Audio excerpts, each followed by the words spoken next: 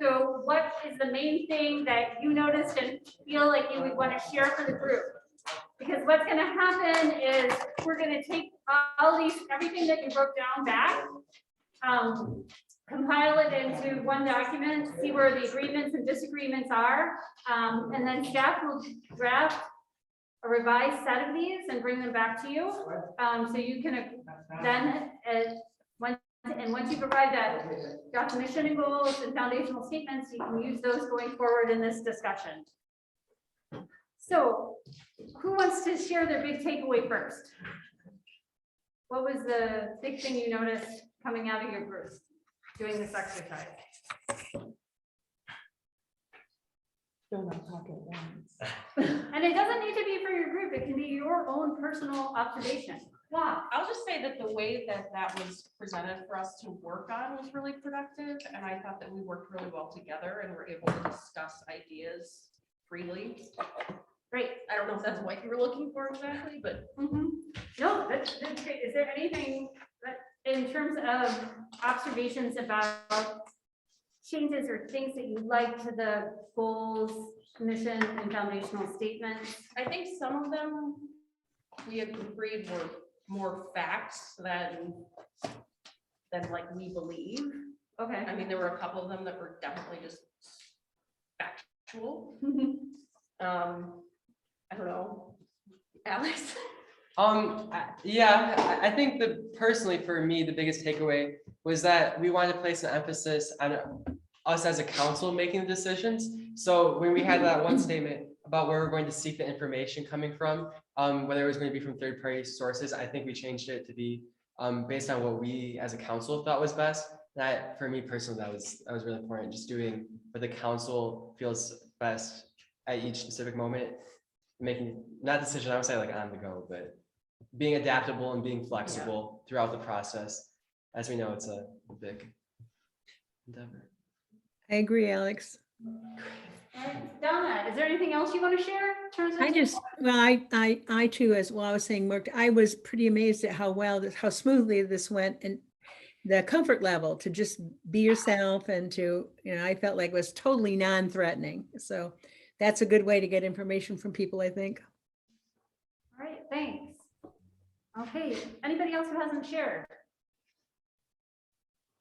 I can go. I thought that Paul and I had a very good conversation about not only the council thoughts or us as council members and our thoughts in this process, but also keeping in mind some of the details and some of the general information we have had so far, public information, things like that. I think we agreed on what really our top goal is. That would be the health, safety, and welfare of our community, including our firefighters, because they are our community. What else, Paul? I think that kind of covered it. We're concerned about a bigger picture than just smaller one. And we also talked about when we are engaging the public, there are times that there are some people who are more comfortable in coming to public hearings and engagements like that, and they might be the same ones doing so over and over. How do we reach out to others in our city to get their input that they might not be as comfortable or able to come to a setting of a public hearing, for example? John and Zach, we haven't heard from your group yet. People don't need to hear about me for fire station stuff anymore. I've said plenty. Okay. Megan, I think that we should, this is what this exercise looked like to me walking here. Mhm. Okay, I didn't know what it was or what we're doing or whatever it is. I'm not even sure I know what the next step is. But I think we should have another work session that picks up whatever you guys were gonna do with us next that we're trying to rush through here in the last 5 minutes. Okay. We also, check me if I'm saying this correctly, we also combined the health, safety, welfare statements into one.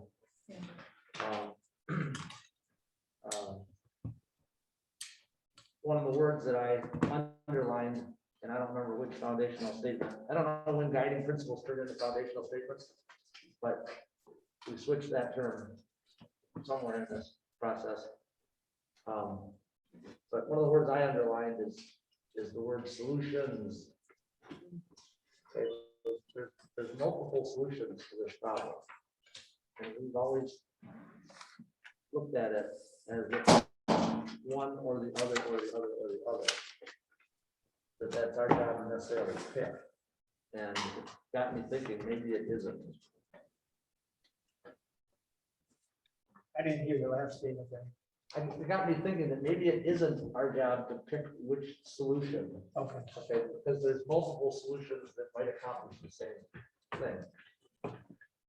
We've always, up until now, we've always tried to find one. So anyway, like I said, I'd like to continue the discussion with another workshop and follow up on some of these and drill down into some of those statements a little bit.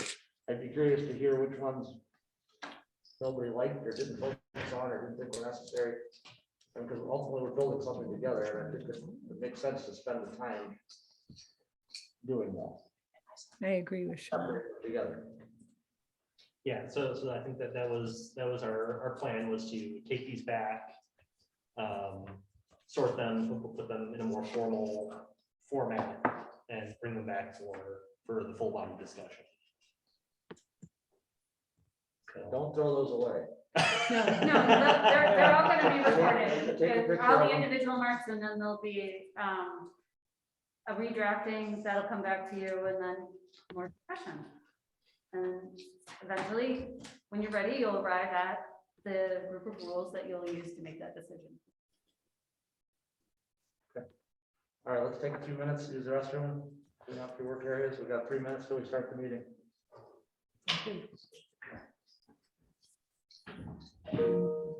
Dexter. And I'd like to ask we all stand for the pledge of allegiance. Aaron, I'm going to call on you this time. We've witnessed this a couple times. You would lead us, please. I pledge allegiance to the flag of the United United States of America and to the republic for which it stands, one nation, under God, indivisible, with liberty and justice for all. Thank you very much.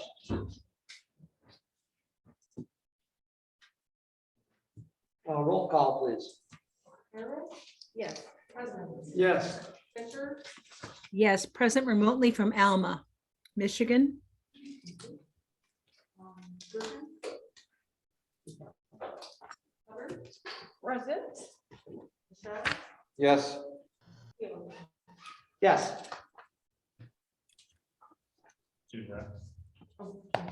Alex. Present? Aaron. Thank you very much. Okay, item C this evening is approval of our meeting minutes from our last council meeting, November 8th, 2021. I'll move we approve. A second. Motion by Fisher, second by Rob. Ms. Fisher, any comments on the minutes? Donna, do you have any comments on the minutes? No, not for me, thank you. Okay, so now, Nothing. other council members? Okay, seeing none, please call the vote to approve the meeting minutes. Yes. Aaron. Yes. Present. Yes. Fisher, Yes, Michelle, Yes. Theo. Yes. Motion carries. Thank you very much.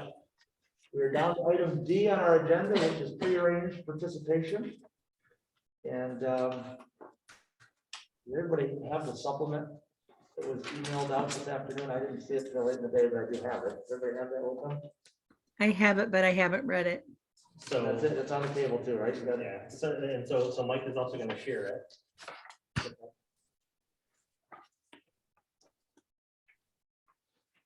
And then am I introducing Stephen, or I'll let you introduce our I can. speaker set. Is that you, please? Yeah. So, The pre-arranged participation is from Partners in Architecture for where we're at on the 3515 Broad Street project. And from Partners in Architecture, we have Stephen Leachman on the Zoom call. Like if you can drag him over a little bit. Good evening, ladies and gentlemen. Hello. Can you hear me? Yes. Very good. It's almost like being there. Nice to see all of you. Thank you for having me this evening. I am with Partners in Architecture. I'm the project manager on this job. I'm here for David Gasson. Some of you may have already met David in other pre-meetings before this date, but I'm here tonight to walk you through the package that we had sent to Justin earlier today. Is that available to put on the screen, Justin? It is, I think Mike is working on it. Yeah. Okay.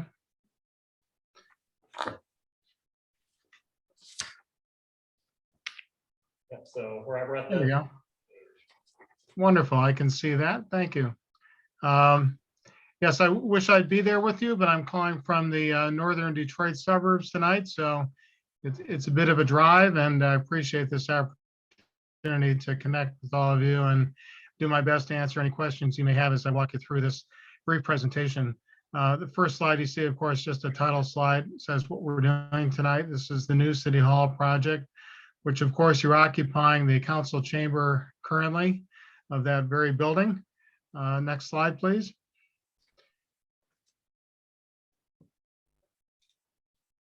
This image is a chance for you to see what this complex looks like from the sky, aerial view.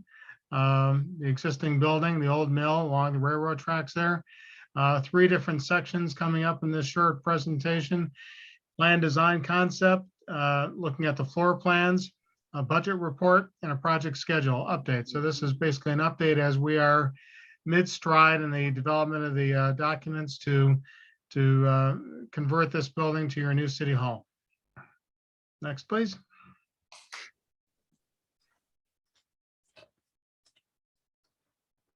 There we go. In the event that some of you aren't familiar with the building, we've broken it into 3 parts. We call them Area A, Area B, and Area C. This is kind of legacy of the plans that we had received that we were working with originally. Area A is going to be the core of your new City Hall office facility. That's the eastern portion of the building. Area B is where you're seated currently in the council chamber, basically defined by the end of that corridor with that staircase that goes up to the 2nd floor on the east end, and then the door into the far west end, which we're calling Area C, is that portion as well. So you've got 3 parts here. It's A, B, and C, and the 2nd floor as well. The major office portion is in Area A. The Area B portion, which is that secondary conference room up on that 2nd level at the top of that short flight of stairs, if you're familiar with that long corridor. That's basically sitting on top of the Area B toilet rooms on the 1st floor. We have some square footages associated with each of these here for handy reference. This gives you an idea what the sizes of the building actually is. And the Area A, when you look at the 1st floor and the 2nd floor, those numbers include the very small addition we're putting on the south side of the, go to some enlargements of these so I can talk in more detail about each. Any questions? All right, let's move on to the enlargement of Area A. That's the next image.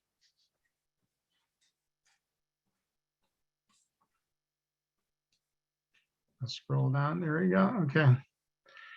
So the Area A is highlighted in a light blue, and this is the primary business area of the City Hall.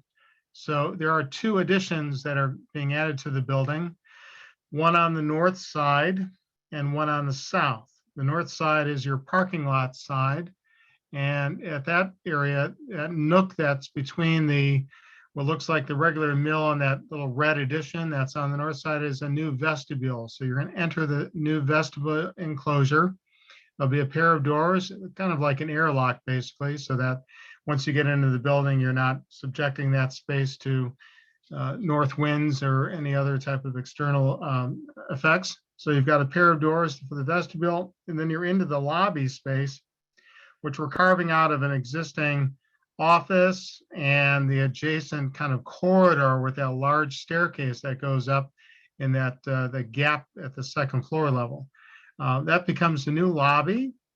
There are 2 desks facing this lobby, one to the south, which is basically a counter that your employees can interact with the public at, and then one to the east at what we're calling hoteling, which is a little bit of a flexible workspace for employees that are not always there, but can come in and take up occupancy at that desk. And they have a private workspace at the north end of that desk, along with some access at the counter as well. So this was developed with input from the user group that's been assembled to guide us on the way to developing a program. So that's your central space. We're utilizing that 2-story space there that's very barn-like with the heavy timber as a new conference room. That's at the very north end of the building at the angle. And then at the opposite side of the building, the south side, is where our addition is, the major addition here, where we have an elevator connecting the 2 levels, a new communicating stair that takes you from the first floor up to the second, to replace the one we're taking out because we're making room for that front desk in the lobby space. And then a expanded office area that has a direct view of that entry lobby space, so that staff that is working in that area can see who comes in and be able to attend to them on a regular basis. There's a lot of lines here. You may realize when you've walked through this building in this area, down that long corridor, when you're going from the that little, there's a nook there currently that's got a little countertop with a sink. When you turn that corner, you have a sensation you're walking downhill. There's a very slight ramp. And so we're dealing with that in these areas to incorporate that in the corridor as well as the lobby. There's a pair of lines there that are meant to indicate the zone where that the floor would slope very gently from the high side to the low side. Our intent is to make that as little noticeable as possible, but it's something we have to deal with. It's part of what makes this building so unique and interesting, I'm certain. But the rest of that floor is the offices on the east end, which are pretty much existing. And then the western portion, there's a corridor with a workroom on the north side, and then existing toilet rooms on the south. And we're carving up kind of what is pretty much a large open space right now into an archive space, along with a new vestibule dedicated for the public to come in and enter the next room to the west, which is the council chamber. If we go to the next image, you'll be able to see the council chamber space, which is largely the same as it is now. The only difference would be where you see the arcing circle, semicircle of seating at the left end of the plan for the council members to be seated. That partition that runs kind of straight through the middle of the building from the kitchenette area towards the east, that's going to be removed and replaced by a wall perpendicular to that to kind of wall off that and the kitchenette behind it. And it also serve as a backdrop to the council. So you can put a screen up there for a projection or a monitor for presentations such as this. There's seating in the conference room there for the public, as well as a DS. And what we're missing in this plan is the location of a lectern for those to come up and address council. But we would make that part of the plan so that one could see how that arrangement actually would work. The rest of the space is largely unaffected. We are going to put some new lighting in the space. So you've got better lighting than the temporary models that you have right now, which is obviously a very serious need. And also some lighting to illuminate speakers and the council people up at the head of the room as well.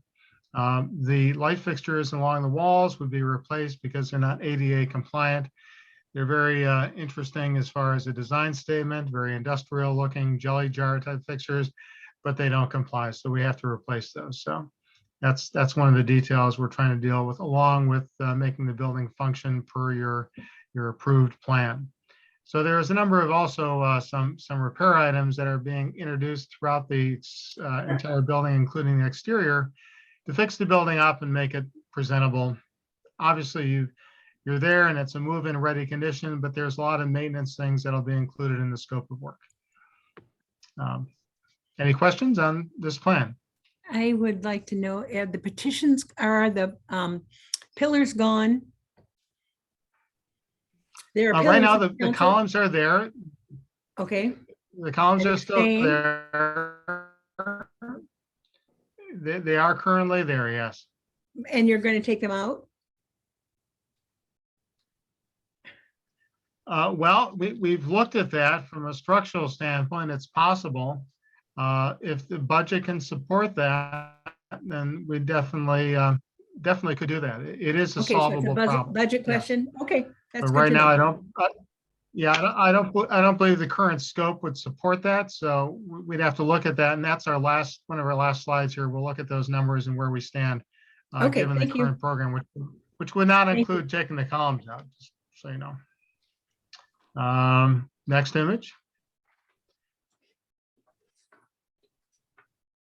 Is primarily the second floor, and there's not a lot of new work going on up there, with the exception of extending the new elevator. It's a passenger elevator, very light duty, which we don't expect to see a lot of heavy duty use here in this building, along with the stair connecting to that long corridor. The offices are all intact, and we've done something nice, as the user group was interested in seeing a little bit more daylight into some of these offices. So we're putting windows between the corridor and each of the offices. Those very small offices, which are essentially remaining the same size. So there'll be a window on the wall that looks a lot like the exterior windows in the building, except it won't be insulated glass. So that'll make a nice improvement there from an aesthetic and user standpoint. Rest of it's very minimal repair and repainting as required. Should be noted that throughout, the beautiful wood floors that are currently in place will be preserved. And where we can on the first floor, where we're going to remove some floor finishes for that lobby space and put in some very durable porcelain ceramic tile, we'd be pulling out and salvaging the existing wood floor to use in other areas where we can repair and fix it and blend in with the existing. So it's a beautiful material, and we believe it's a Douglas fir material. So that's nice stuff. There's no reason to want to discard that. And certainly in the future, you could put area rugs and to cover them in any space, but at least for right now, we're keeping it all intact. So next is a look at what this building just might appear like on the exterior. Stephen, David Gasson here. If I could just interrupt just for a second. Hey, David's joining us. Good evening, David. Nice to hear you. Good evening, Stephen and everyone else. Sorry I couldn't be there in person or even on Zoom. I couldn't log in for Zoom, but I was able to get into the meeting on the phone. I just wanted to add, as Stephen was saying, that the windows being added into the offices on the second floor. One of the other really important things that we tried to do with the addition of the elevator and stair element is to bring as much daylight funneled through that stairwell. It's very open right into the first floor lobby workspace that he called hoteling. So it'll be a very, very similar to the feel of what is there now with that open stair to that space. That's the intention. The other part is where the stair is coming out. There's that smaller X directly across from the elevator stair. That will be an open overlook, and that'll, again, it'll enhance that overall experience there as being an open space from second floor to first floor, letting in more light towards the main conference room now. It's very nice, but it's dark, and I'm sure you've all been in it. It just has a soft, comfortable feeling, but not much daylight. With the new stair, we'll get daylight into that conference room. Right. Okay. That was our intent, to open up and brighten up and make the place a very enjoyable place to work and conduct business and welcome the public. Here's what the exterior would look like from the standpoint of the addition on the south side. Three major components. The elevator is number one. That's the tallest element in the middle of that assemblage. The lower portion that kind of lines up with the eave on the existing building is the stair enclosure. As David was describing, the large windows into the stair hall that connects the two levels would be up above the mid-level landing. So again, that's facing south, and so that's your best exposure for daylight that you can buy. So that's nice. And then what was worked out with the user group to provide that additional office space on the first floor, that is enclosed in the single level portion to the left of the elevator with the windows. That's just one nice repetition of the existing building. Standing seam metal. The siding is a cement fiber siding. At least at this point, we're painting it to match the red addition on the north side of the building. That gives you kind of an overall view. The next image is just changing the perspective a little bit. And scroll down. We've got two more views of this thing. Next one is kind of from the west looking towards the northeast. Gives you just a sense of the addition. And then this is a straight on elevation. If you're standing on the railroad tracks looking due north at the building, this would be a straight elevation. Trying to stay honest and true to the forms of the existing building. It is a mill building after all, and we're trying to respect that vernacular, which is, what the building has been developed over the last century, and not trying to reinvent the wheel here too much, yet fit in respectively and thoughtfully. So, David, any other thoughts on that? You covered it well. Thank you, Steve. Okay. The color is negotiable up to the point we paint it. So right now we're following the lead to show that as they're intended to match the red on the north side. So and then the rest of the building, obviously there's repairs required to the wood siding, repainting the gray, some deterioration. So there's a whole host of simple repairs that need to be done as well. Some not so simple, but most of them are pretty simple. And then the next slide is where it all begins to come together. Construction budget estimate. We spent a good deal of time recently working the numbers with some valued team members that do estimates for us to develop these totals above and being more specific with the more well-defined scope of the actual work required to deliver the program and conduct the repair work required to the building. We came from a early preliminary estimate range, you see at the top there, to an actual more refined number of 1.17 million, where we've got a basic cost breakdown to show you that we're still carrying a construction contingency of $100,000 at this stage. And that's a prudent thing to do to keep that there. We do know for a fact that when this project goes out to bid, we will identify certain portions of work that can be called alternates. So we can bring this project, scale it up or down from a budget standpoint to suit the funds that are available. So that's our current position where we are in the budget. And that's a real number based upon takeoffs conducted here within the last month.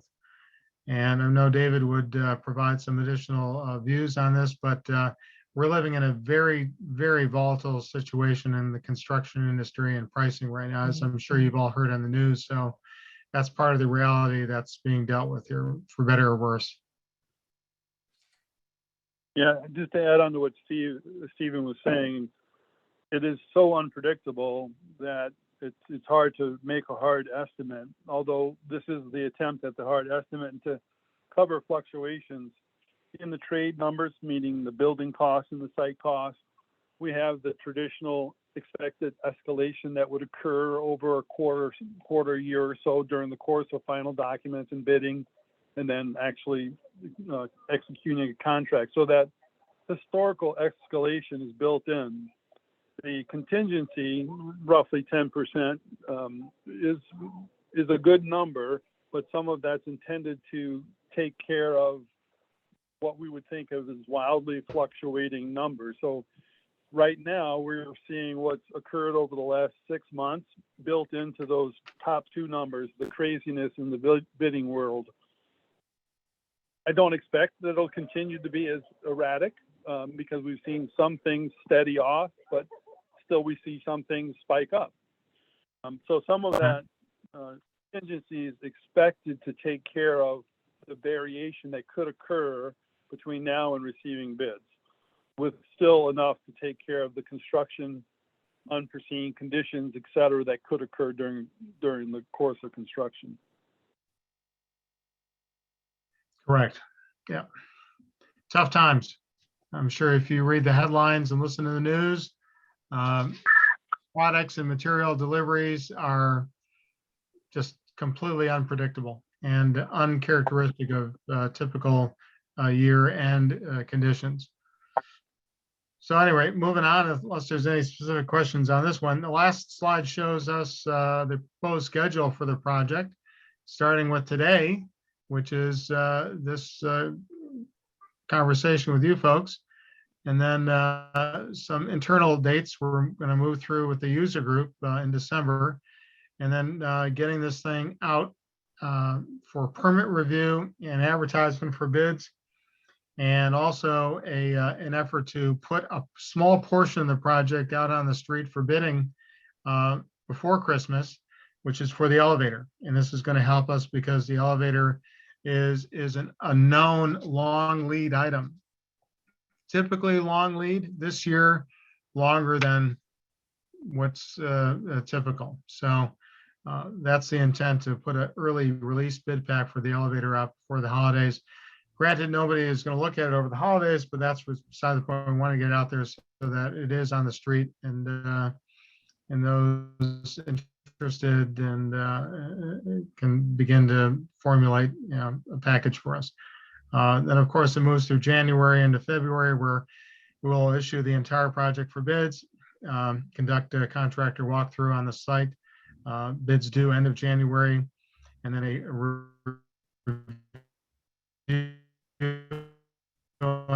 an evaluation and recommendation to this body for approval toward January 1st of February, and review early February, and hope.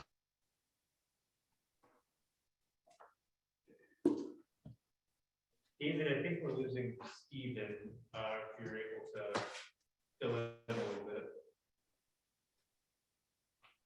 David's still there. Donna, can you hear us? I can hear you, but Steve has really slowed down. It's broken up. He's Okay, that's what we're sort of hearing. mumbling. Okay. Marie, you can hear us? David, do you want to take over for Steven?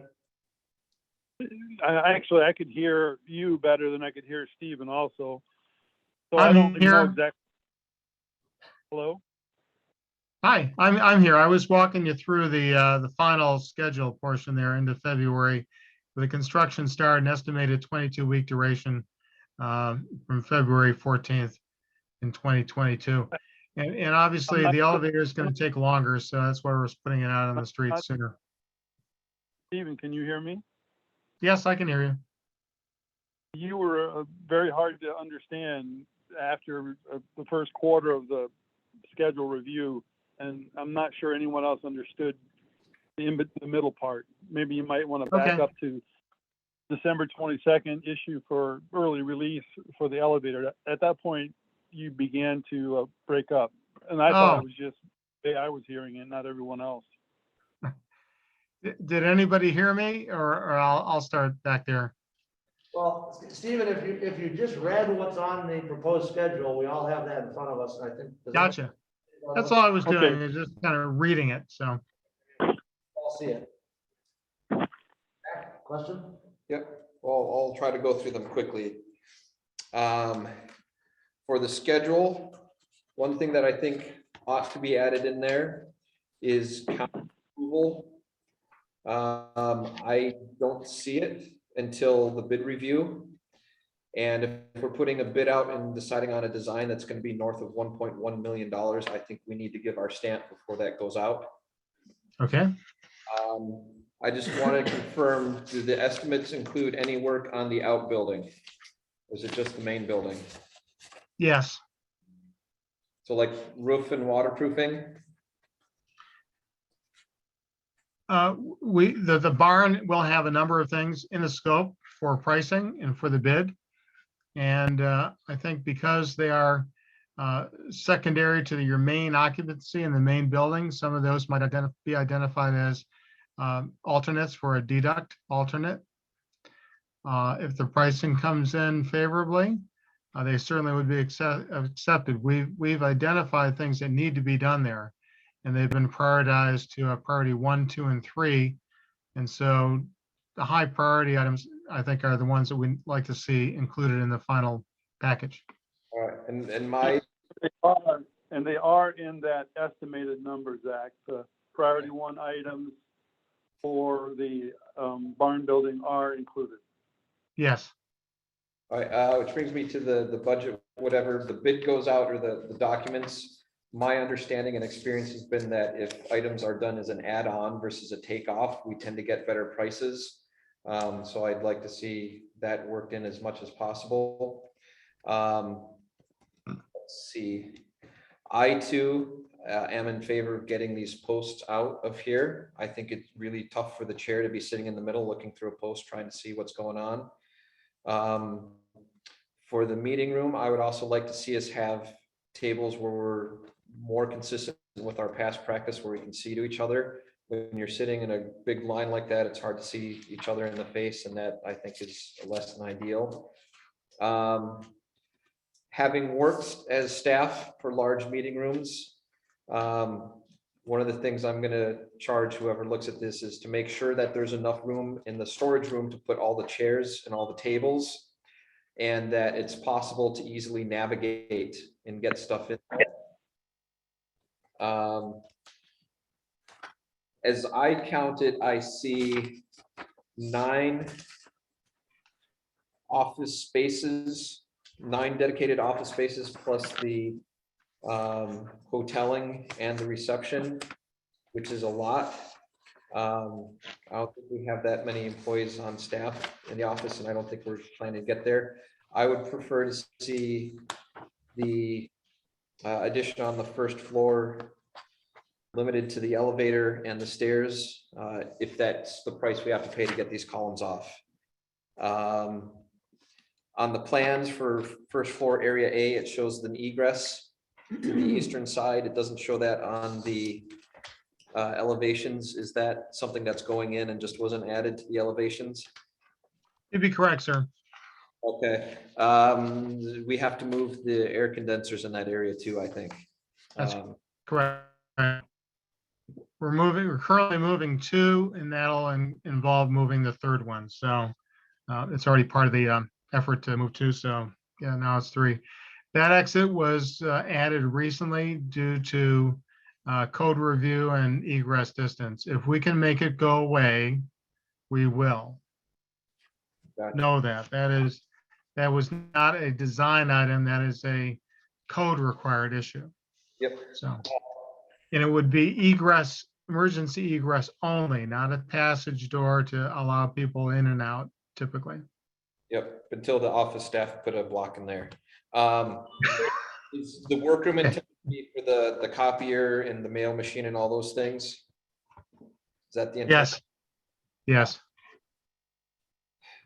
I don't know how it's squared, but I would like to see a way for staff to be able to get through there without walking through public space, but I don't see it. And I should have started, I do have a degree in architecture from University of Michigan, so I understand how awful and tough it is to fit things in these weird spaces. I would also, it's not entirely clear, as you mentioned, there are lots of lines here, be able for us to use the main entrance for public meetings. Just because we're gonna put fancy stuff in there, we might as well use it. And it provides access to additional bathrooms for public. I would say yes. You'd have access control that secures staff areas from the public access at the vestibule to the lobby. Yes. All right, is it gonna be hydraulic or cable elevator? This is an electronic elevator, Hydraulic? not hydraulic. So it's a, if you're familiar with Otis Gen 2 technology, it's machine roomless. All right, I'm all set. Thank you. Thank you, Zach. Yeah. So there, on the first level, area A, there is a room called archive. Is that intended for actual archive and records of the city? As I understand that, perhaps Justin, you might be able to assist on the actual use of what's in there. So that room is located between two restrooms. Restrooms mean water. And if anything happens, that room can be flooded. And that's not a best location to put the archives in my archivist opinion.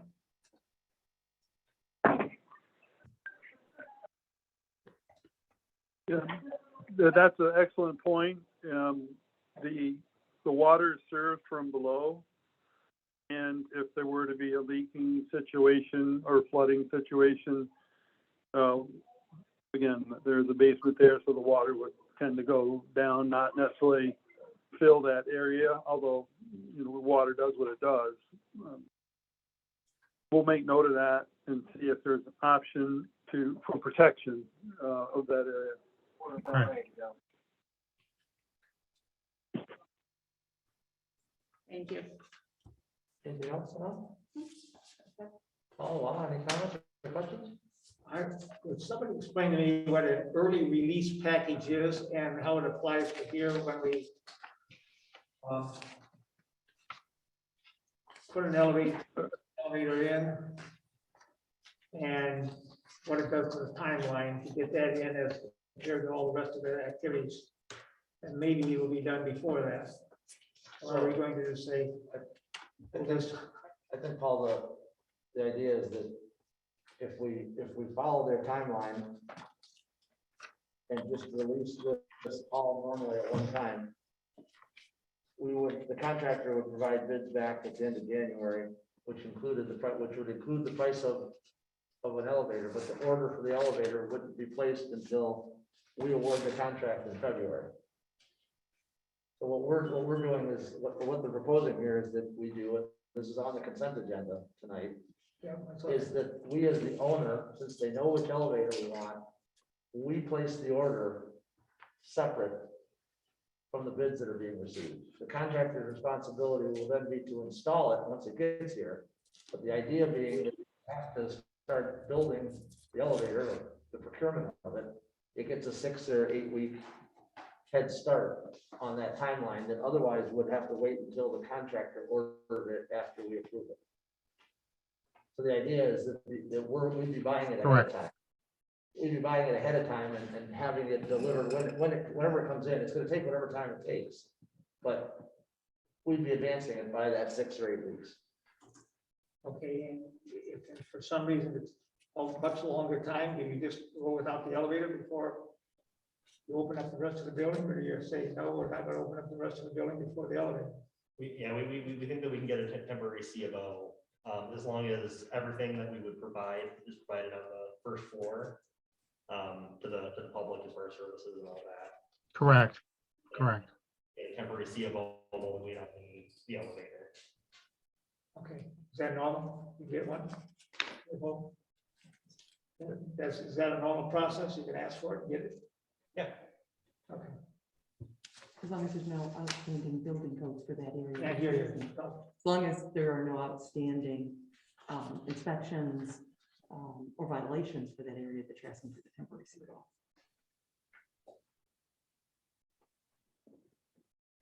Does that answer your question? Tony? Yeah, yeah. Okay. Alex? Yeah, so in that new addition that includes the reception area, the stairs and the elevator, were there ever any other ways to design that area? I know there's not many ways that can be refigured, but there's just 3 different heights. That's really jarring me. I felt like I needed to say something. It's on the side that's really visible to the street, so I feel like there's gonna be a lot of traffic, and maybe there's something that would be less jarring visually. You're saying you don't like the look of this? I don't like the look of that. Okay. Just seen the other ones. Oh no. He doesn't like the exterior of the building, the rendering. but- I don't know if there's a solution. I think that it's a good way to do that, but I wonder if there's something that I can do to make it blend in more. You want to put a smiley face right in the center of the wall? You know, maybe turn it into an art piece. Waterfall. There we go. No, Neon sign. neon sign, really just call attention to it. I don't know. Is there any ways I can blend it in that's feasible? Maybe. I don't know. I'm sorry. You mean like that? No, it's the shape that really does it for me. It's the symmetry, isn't it? The symmetry. Would extending the roof line on the I guess would be the left side of it. So it kind of looks like, I don't know what picture was it.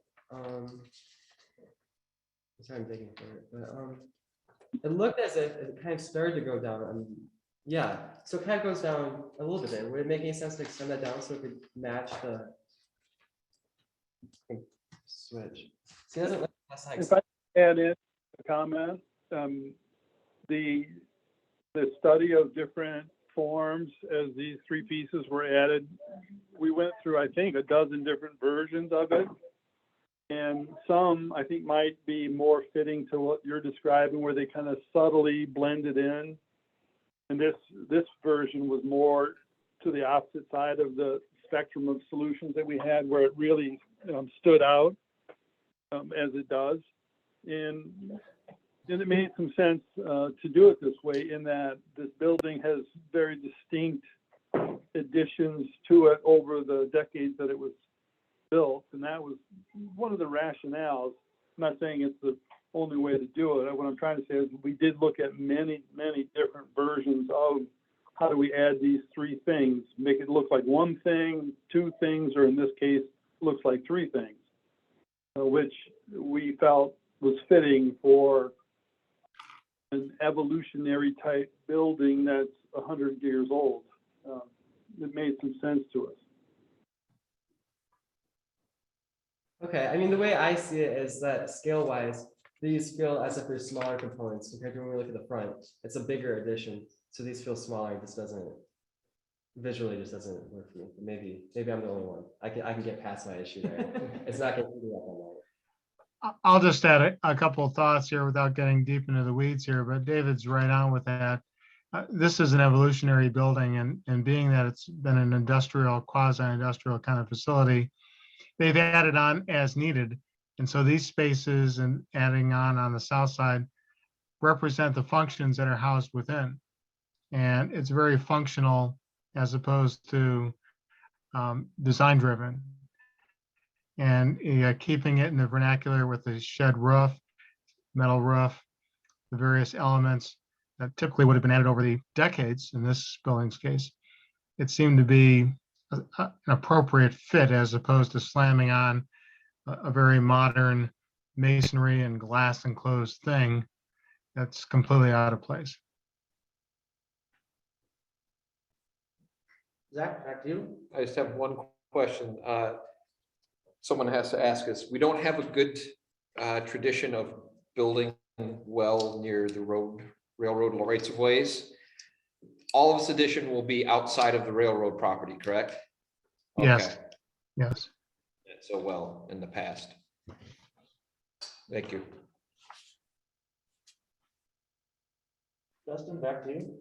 Yeah, so one thing that Zach had brought up was not doing the reception area addition. if it means that we can eliminate the columns. We did look at a number of ways to configure that lobby area. And we had a couple of goals, one being to provide staff seating off of the front counter where they can still be in visual sight of the counter. For the sake of functionality and allowing other staff to be able to walk up and attend to people without kind of bumping into each other or getting in each other's way. If we were to not do that reception area addition, I think we'd need to really we'd need to go back to, I don't want to say the drawing board, but really look at how that area is configured again in a more significant way. So that was the one that struck me. We can definitely look at where archival storage is, or what else gets stored in that room, if not archival documents. But I think, you know, so having some storage in addition to what's existing on the first floor would be helpful functionally.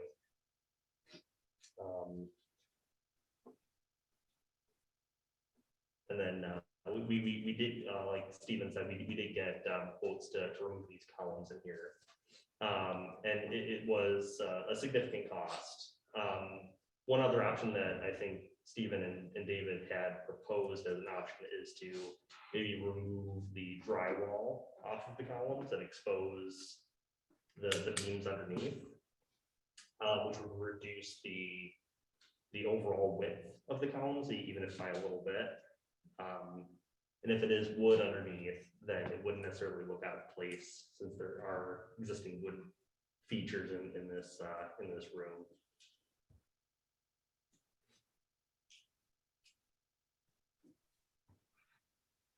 Okay. It's hard to,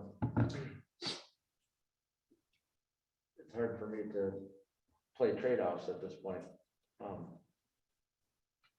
In terms of, you know, this versus that. I think if this is the layout that you and staff and architects have worked towards and everybody feels comfortable with it, I'd like to support that. If there's a way to get alternative pricing or whatever you want to call it for the columns, and I mean, and we can receive that and make the decision once we get it. This is the time to get it, I guess is what the way I would go for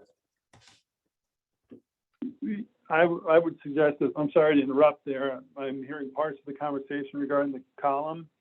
And I think the prudent thing to do would be to design, engineer, and bid that. So you have the number when you get everything else. That way we don't have to go backwards or stall the award of a contract to figure out, can we do that after we get the numbers in? You know, get all the numbers, and then you could decide from a priority standpoint what you add by alternative or what you deduct by alternative. Yep, that's what we were talking about. Agreed, David. Agreed. I think that's what. All right. Correct. Okay, so when on this schedule, let's get back to Zach's desire to approve this. When on this schedule, then would you see us doing that prior to issuance of permits?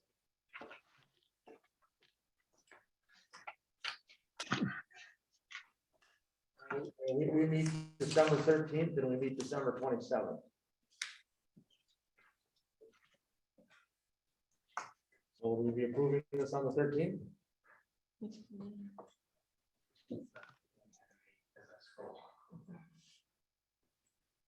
Or maybe you could figure that out. Yeah. Maybe we just move on and say, you figure out when it is we need to do that. And then, I'm happy to have that on the agenda. I'm happy to bless it. You know, I think this is good work. I appreciate the update on it. Yeah, David, Stephen, we'll talk about when we can bring the material back for city council review and approval. I mean, I'm anticipating that we're gonna approve the early release for the elevator tonight, unless somebody changes it under approval of the agenda. Obviously, it's not set to go out until the 22nd, so if something has to change at the next meeting, you can bring it back, but my goal would be, we could approve that, but then use the time, because it's 3 weeks between now and our next meeting. They might as well use that time to get things as ready as possible. What part of the schedule, I guess, that's all. Even though there's a holiday. Let's remind us that if we don't remove these columns, when we have a chance, they'll be here forever. Well, that's why we'll have them design it and get Yeah. the number on it. But we gotta, then we'll just have to figure out how to pay for everything, so to speak. If it comes in, that's our challenge, so. But we don't know what we're paying for until we know what the price is, so we gotta play out the process. Okay, we'll keep the process going. Stephen, David, thank you for joining us this evening. You're welcome to stay on for the rest of the meeting as we hopefully. approve Thank it. you all. Thank you, Sean. Appreciate it, Justin, Sean, and everybody else. Thank Have a you. great evening. Yep, good night, everyone. Appreciate the time. Thank you. Okay, so, excuse me, it's 7:50. And we are on item E, approval of the agenda. I move we approve the agenda as presented. Moved by Fisher, Four Cousins. second by. Any discussion on the agenda? Zach, For consideration, I would suggest new item M5 be postponed. Our member on council who especially enjoys input by surveys is not present tonight. And I think it'd be important to have that voice.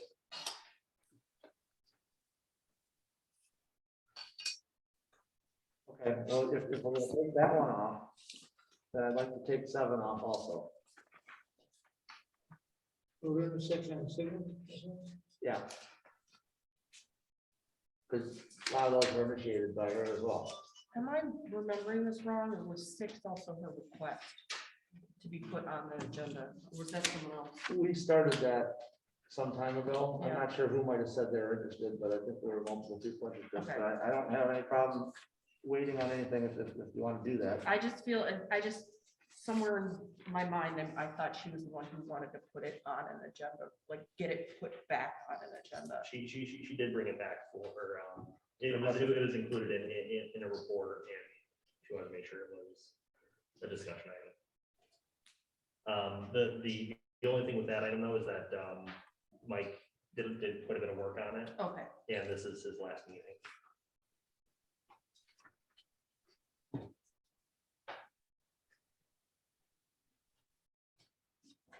Well, thoughts on the. Do we want to shorten our new business or?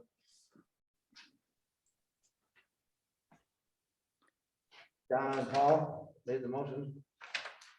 I just postpone it till we get the information also from the person that's not here tonight. Okay, I'm all right with that, Paul.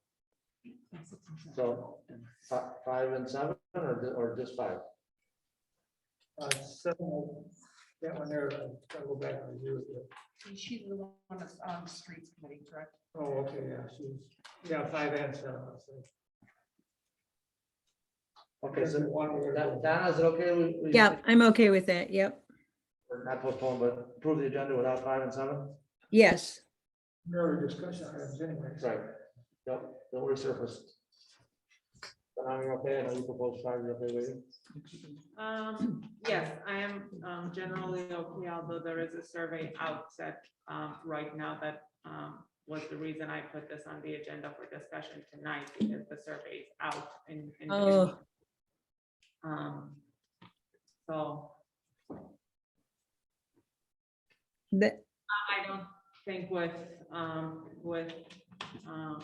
Ms. Griffin here or without her here tonight, there isn't much can be done. So, yeah, I think I'll be okay with moving that. You sure? Yeah. Okay. All right, so we have a motion by Fisher, second by Cousins to approve the agenda without M5 and M7. and Sonam is okay with that? Yes. Okay, thank you. Okay, any other discussion on the agenda?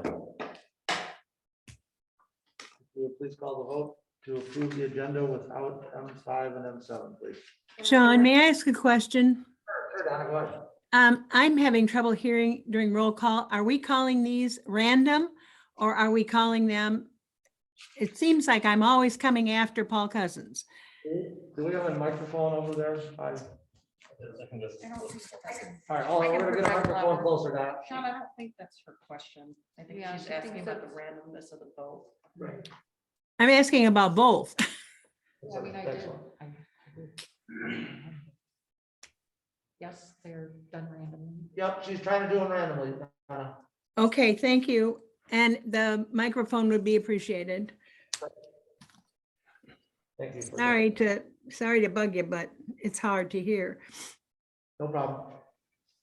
Okay, please call the vote to approve the agenda minus M5 and M7. Okay. Rob, Yes. Cousins, Yes. Hubbard. Yes.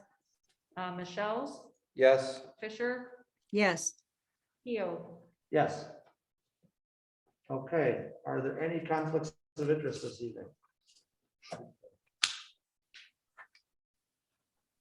Okay, seeing none, that's, at this time, that's fine. If you should realize something at a later point, it's okay as well. We have no public hearings under item G. We're down to non-arranged participation. Item H, is there anyone in the audience that would like to speak this evening? It's here physically present.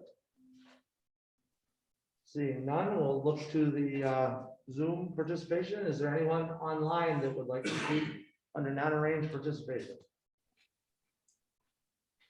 Seeing none at this point, we will keep moving. John, There's a hand. Mr. Williams, I think, from Jan Pro, I think he wanted to speak. Please go ahead. Michael, if you would. Yeah, just wanted to introduce myself. I'm Matt Williams with Jam Pro. Thank you for having me.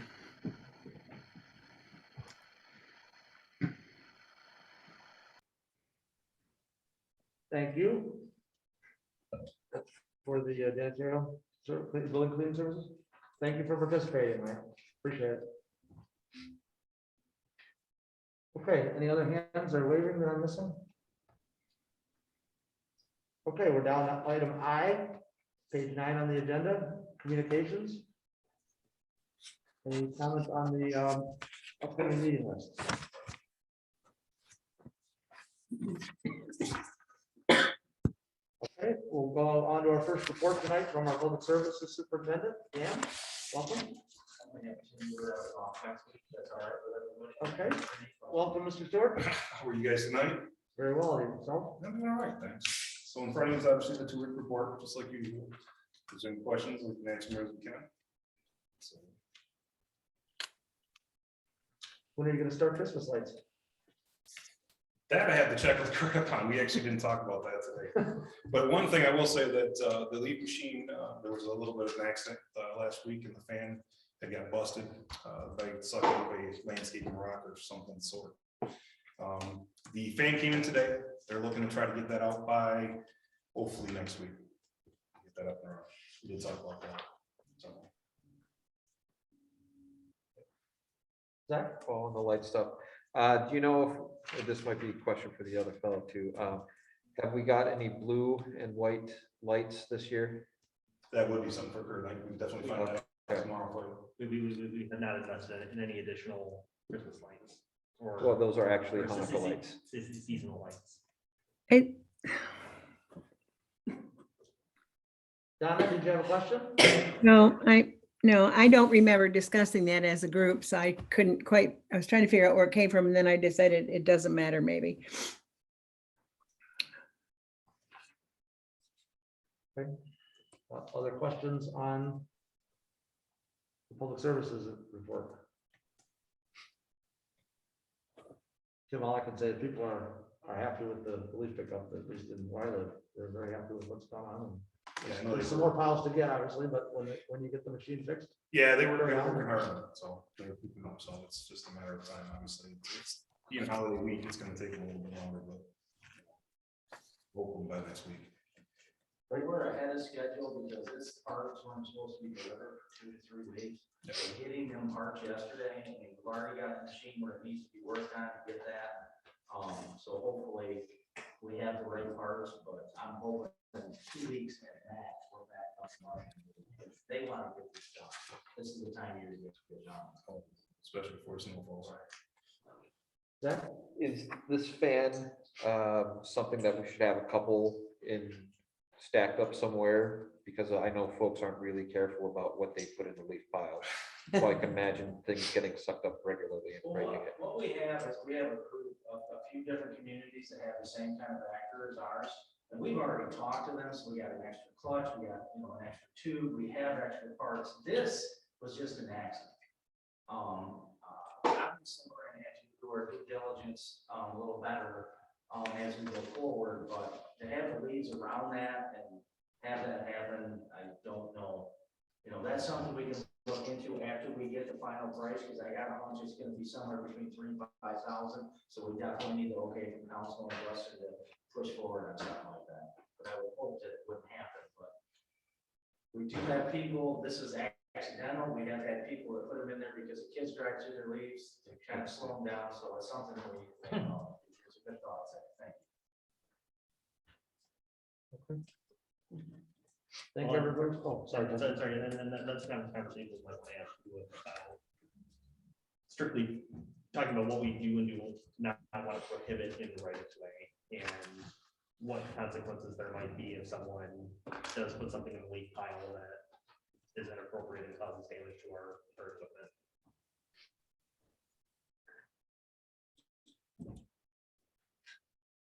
And this machine is like 100 times more powerful than that old one we had, so it would never suck anything up like this.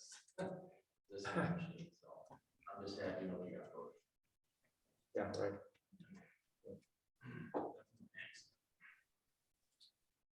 Okay. No questions, Tim, thanks for coming, appreciate the report. Yep. Dan, thank you, thanks to all the rest of the team. J2 is the report from our community development manager. Michelle, welcome. Welcome. Hi, council. How's everybody this evening? Good. Okay, that's getting better at the real business, but we haven't been around together in a while. So, okay, so before I go into some highlights and some verbal updates, do you have any questions for me on my report?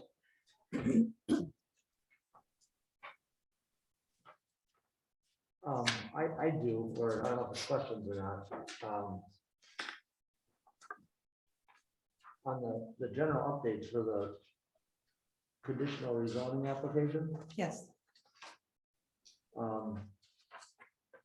you've listed that there's some voluntary conditions offered, and that there's no negation, but I think you mean negotiation. Yes, no negotiation, yes.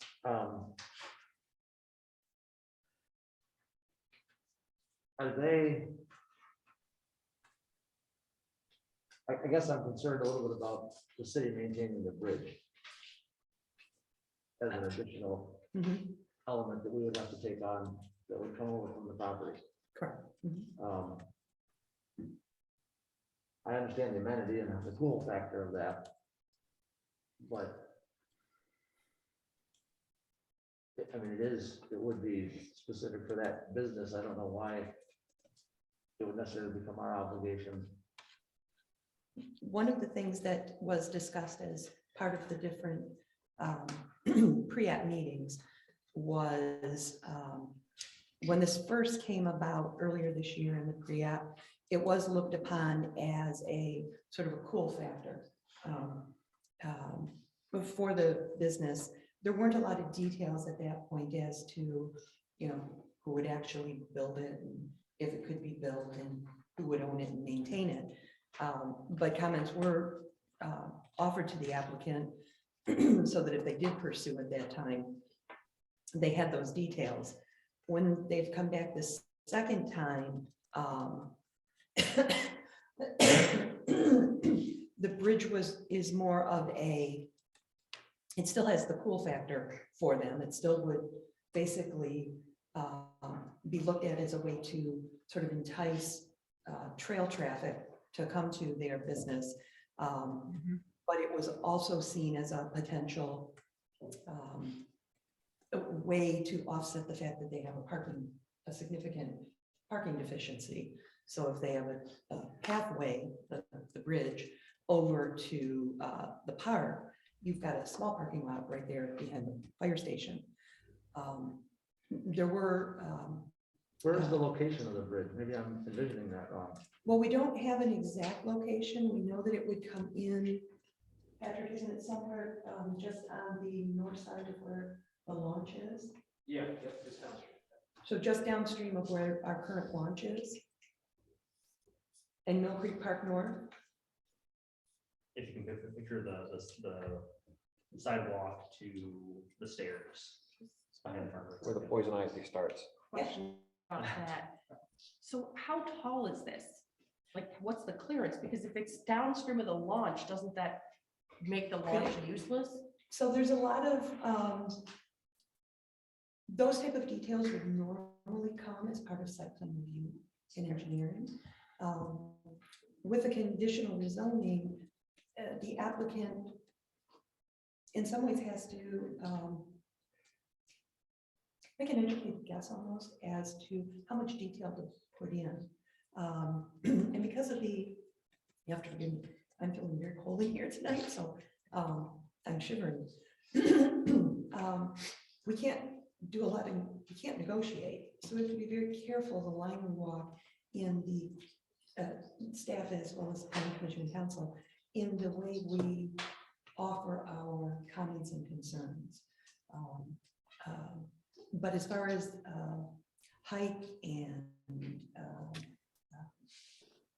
width, how the span is put in, things like that, those would all be dictated and reviewed as part of final engineering for site plan if this all started to get approved at conditional rezoning.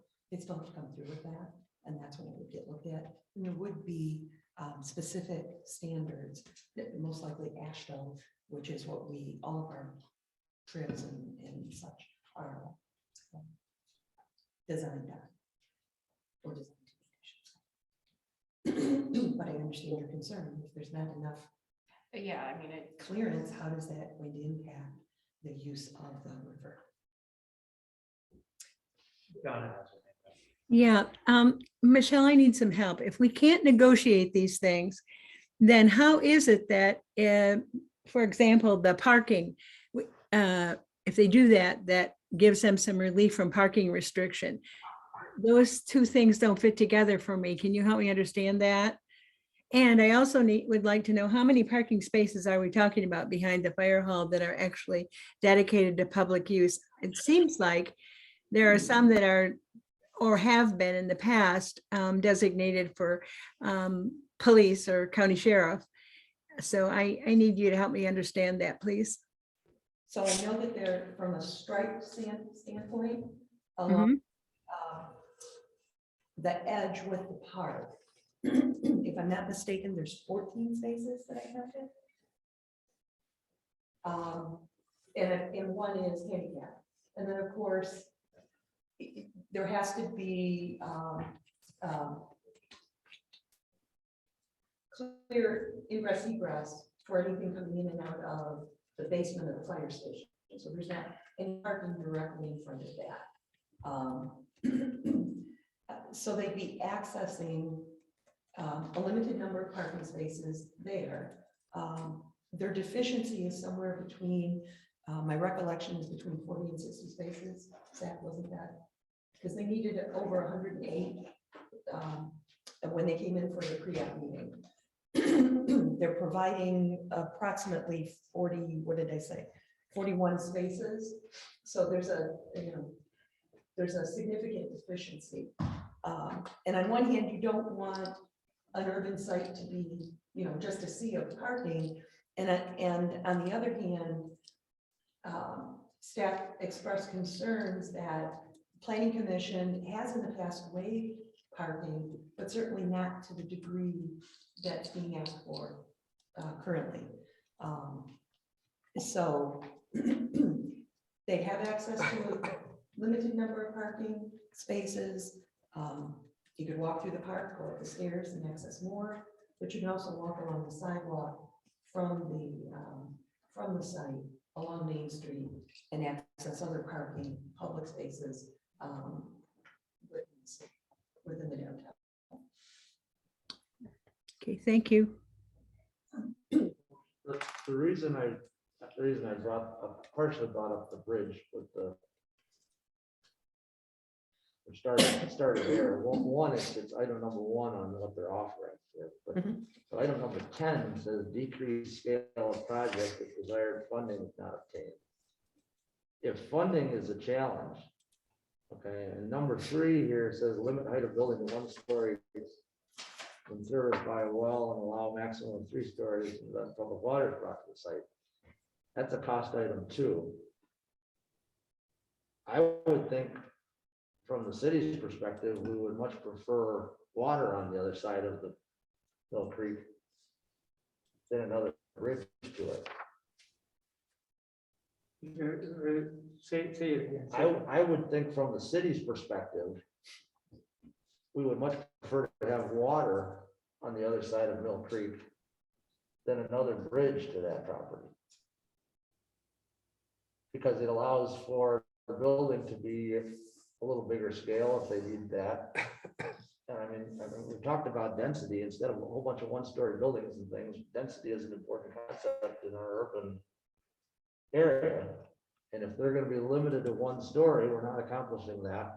I would much rather see them put their money into bringing water across than building a bridge over Mill Creek. Personally. When you say water, can you give me an example? Public water. What's that? Public water main. Public water, that's. Public water main, because that, that site again, this is hinting that it's gonna be serviced with the well that's there. Gotcha. And I would think that,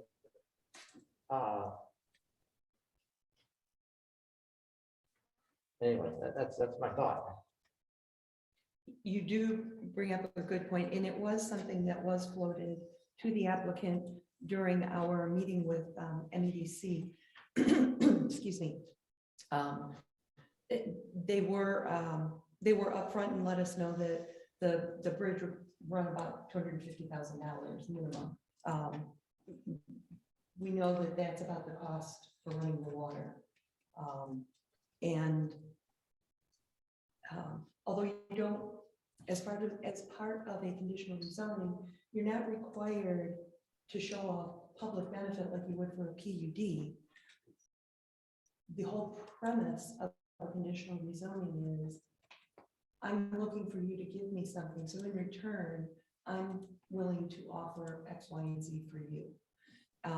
And so Sean brings up a good point, and that is what really benefits the city more, a bridge that we have to maintain, or would it be better if they spent the money to bring the water to the site, where then that benefits the city more by possibly allowing for more urban type development on that site, or even additional development opportunities going up Dexter Chelsea Road, which directly ties into inquiries that staff has received over the last 2 years, and as recently as last Monday.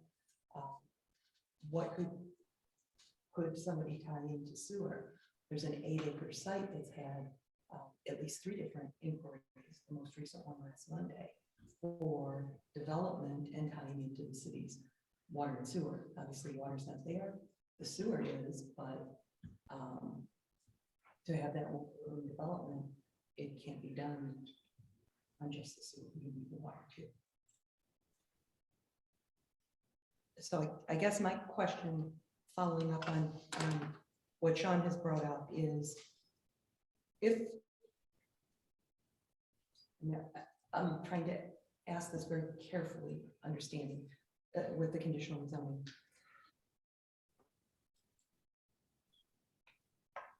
If the applicant were to offer as a condition bringing the water to the site, is that sufficient enough for council to support a waiving of a deficiency of parking for a site that's deficient 40%? Those are, you don't have to answer me, but those are the kinds of things that when staff writes the report and it comes to you, should it come to you after planning commission? Those are the things that you're gonna be asked to balance. And the reason you're saying that, that's obviously why they want to switch to CBD, right?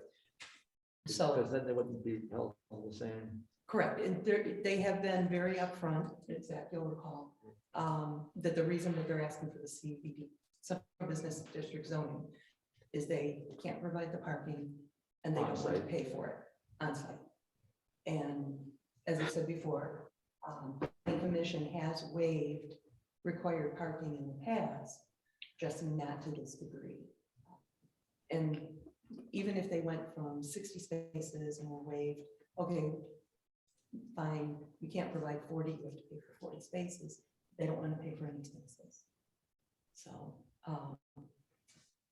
the other thing is they're asking for, But they don't need the CBD for any other reason, right? But that's the only reason, That's the right. only reason. Every- They don't have to go through this. They could stay with the commercial and do a lot of this stuff. everything they're proposing to do as a use can be done under the current zone. The other factor is what we didn't have specifically known during any of the pre-app meetings is that they would want to do bicycle rental. Bicycle rental is commercial outdoor recreation for the way our ordinance is set up. Commercial recreation is not allowed in central.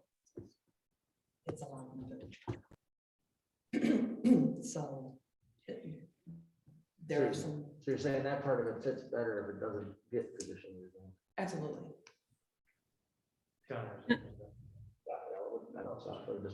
Go ahead, Don. Yeah, has this been before planning? It comes before planning on December 6th. Okay, thank you. Could they do, in lieu of parking, a contribution to other parking and not need to put in a footbridge? The village commercial zoning district requires the payment in lieu of parking for any parking that has not been waived and cannot be provided on site. And they do not want to pay for any parking they can't provide. Okay, All right, let down. Yeah, just said, one of your next. go ahead, Zach. I Well- want to think for a minute. I'll come at conditional rezoning from a slightly different angle. So generally, because you want to have some use that's considered more obnoxious than is permitted currently, like a restaurant in a residential district. Now, the challenge with just a straight up rezoning is all the potential uses in that commercial district you can do there. And some of them probably don't fit, some of them do. So the idea is we want to rezone it for commercial, but we're going to limit it to these things, or we're not going to do these things. So right from the get-go, it doesn't feel like a good fit for that. I don't, if the applicants ask, I don't know that I could vote for this as it's written. Some of these conditions are just, I've never seen anything like this for conditional zoning map amendment for reasons like, if they don't offer seasonal bike rentals, are they aware that their conditional zoning map amendment is gone? If they don't put bikes out to rent in 2023, it's gone. So I don't know that I could support it here. The only reason, as mentioned, is for parking. There are ways to get more parking spaces on there. That comes with site plan stuff. It just costs more money. You have to do underground water storage, and then you don't have to have ponds. You can have parking. One thing that I would like to see investigated, but for both this site and down and Dexter Chelsea, is creation of a special assessment district for water that would allow the cost to be borne out by multiple properties over years, so that it's not a giant shock all at once. And that's it.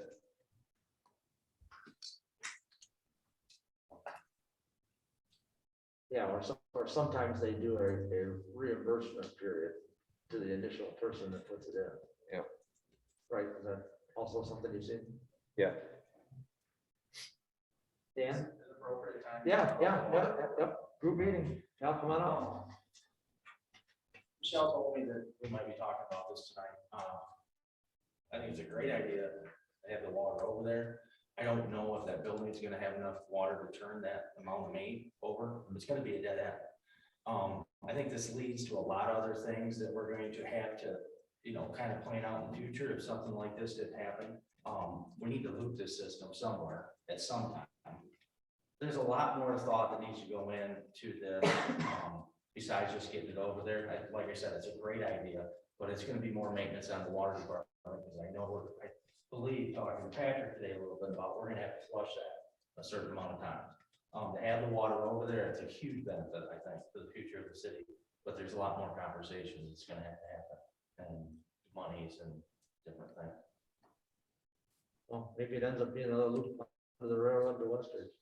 Well, I thought about that, but what's the payback on it? I mean, you're gonna go underneath the railroad and there's not anybody gonna be tying into that. Actually, Chelsea Road, me and Patrick talked about, if it came off Grand Street, maybe. I don't know what the other building sites, we got Brass Creek out there, they've been out there quite a while. I know before they didn't want anything to do with it. That sub out there, I don't know. I don't know, I just was thinking. But there's a lot of thought, right, that needs to go into that. What about? Well, I only comment on it because I know it's coming up. It doesn't seem like I agree with Zach. It doesn't seem like the classic It does. rezoning. I'm not sure what they're offering is enough to do that, from my perspective. It was And I'm not not our anti, first. and I'm not anti this property being used as this. And we've had a couple of emails come in from different people. You guys have all seen them, suggesting that we need to support this. Okay, and I don't know who those all went to because they are blind copies. I'm assuming everybody got them right. But we've already approved essentially the same concept before. I mean, the previous proposal that Nate Pound brought forward was a beer garden and an outdoor use canoe. It was canoe instead of biking or whatever. So I mean, I don't see this as that drastically different than what we've already sort of supported as a community. It's just a matter of, I mean, in this case, it's a brewery instead of a beer garden, different words for the same meaning, right? Well, so they're different. I understand they're different. Right, the intensity, it wasn't a full restaurant, those kinds of things, yeah. But in terms of, the intensity, let's go back to the whole crux of this is parking. Mhm. Okay, people will walk for a restaurant. They will park and walk. Mhm. I mean, they do it all the time today for any number of places, whether it's the Fillmore, the pub, the creamery. Mhm. It's just, so, I mean, if they can't get all of the parking on site, I realize it's a fine or whatever capital piece and it's tough. I don't see us having a parking problem. Mhm. Where people can't get close enough to walk a block or two, personally. So, I don't know, just food, I just thought you have it in your report, I thought I'd comment on Okay, a couple of those things. I appreciate it. I didn't mean to limit it, everybody else keep going if you want. It just seemed, copy is odd. The 3045 Broad Street RFP, with the close of the city offices last week, we canceled the on-site pre-app meeting or pre-bid meeting, I should say. And Friday was the deadline for written comments, questions to come in. We have received no comments or questions. But you'll recall that this past summer, we did have a meeting with a developer who was interested in the property and actually sent a letter of interest. Just wanting to outright buy the property. That developer, I provided all the information to them regarding the RFP, and they contacted me last week and indicated that they would not be submitting a proposal. They just want to outright purchase it. They don't want to go through any of the three options that we were offering. And probably the more weighty issue for not submitting a proposal was the election that would have to occur for the charter. Say that again. The election, the vote of the people as to whether the land could be sold. That's what they found to be the highest risk. Correct. Correct. It's too much of an unknown, too much of a risk. So, that's. Those are my reports. Is there any other questions? When is Mike's last day? Mike's last day is tomorrow. Well, maybe this is the appropriate time on the agenda to say thank you, Mike, for your service. Yeah. To the city of Dexter. Been a pleasure. Wish you well. Thank you. Come back and visit. You can come every Monday or every other Monday. Let's see, plenty of seats. All right. Okay.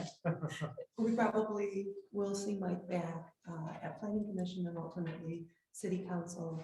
I've asked Carlisle Wortman for a proposal utilizing him as to help Megan finalize the rest of the zoning ordinance update. The consistency of having him do it as part of, he was staff and now he's the consultant. It just seemed to make sense. Excuse me. It's not like it's going to be an additional cost to our ordinance update. It just allows me to be able to balance what money is left over. And I did get a kick out of really giving Doug Warren, who's the principal from Carlisle Wortman, a little bit of some flax, because when he called to let me know that after Mike had told us, he started to talk about how he could, put together a proposal for services, etc. And I just jumped on that and said, don't tell me you're going to take our assistant planner and now you're going to propose a cost for me to utilize his services. So I got a chance to take that for a little ride. But I after about 10 minutes, I let him know. I just took it for a little ride and told him it would be fine. We'd actually, Justin and I had already talked about how we might be able to utilize Mike with the existing contracts that we have. Thank you. Thank you. All set on Michelle's report? Okay. We will move down to our Washington County Sheriff's report. Lieutenant, welcome. Good to see you again.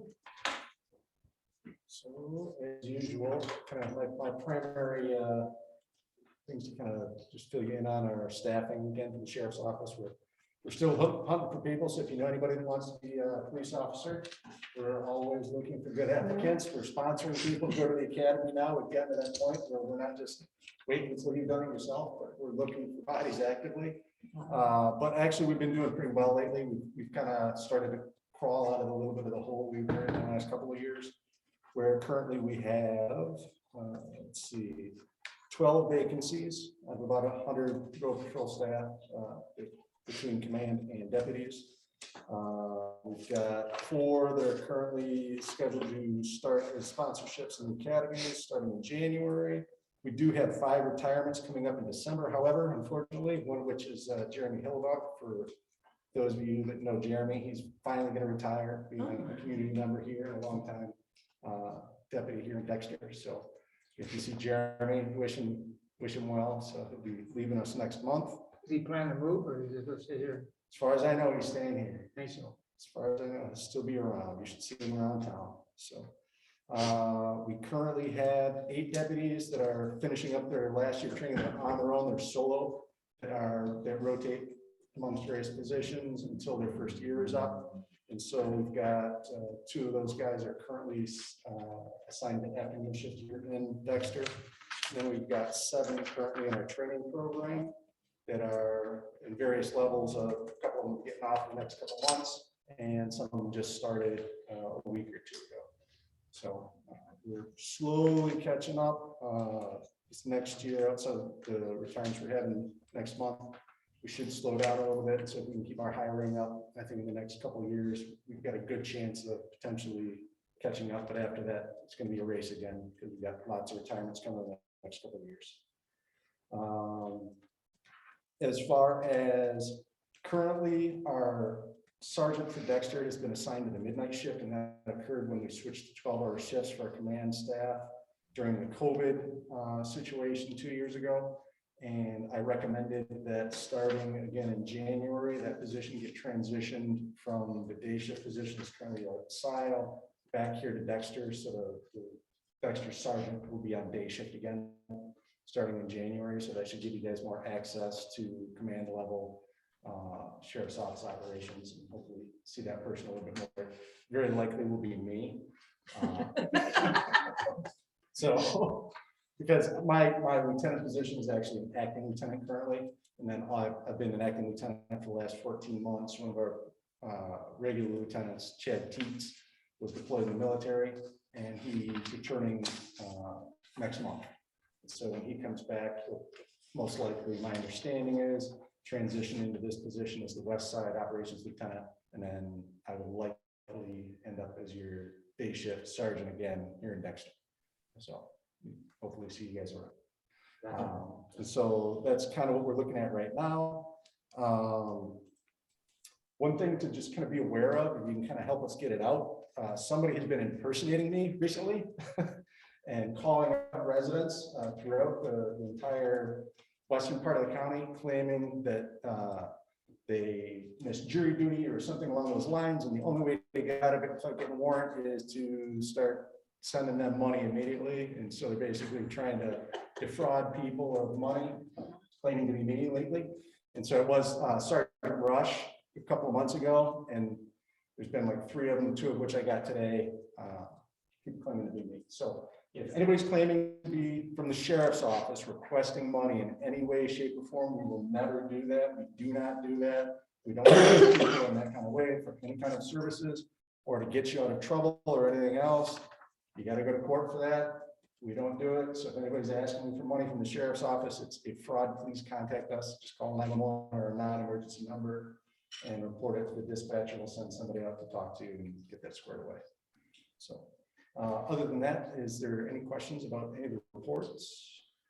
Yeah, can you touch on the bottom of your page 1 there, there's the collaboration out of area and into area time. And So just talk a little bit of, just first of all, remind us what, DWD is the 3 communities, right? That's correct. Webster, Dexter Township, right? Yep.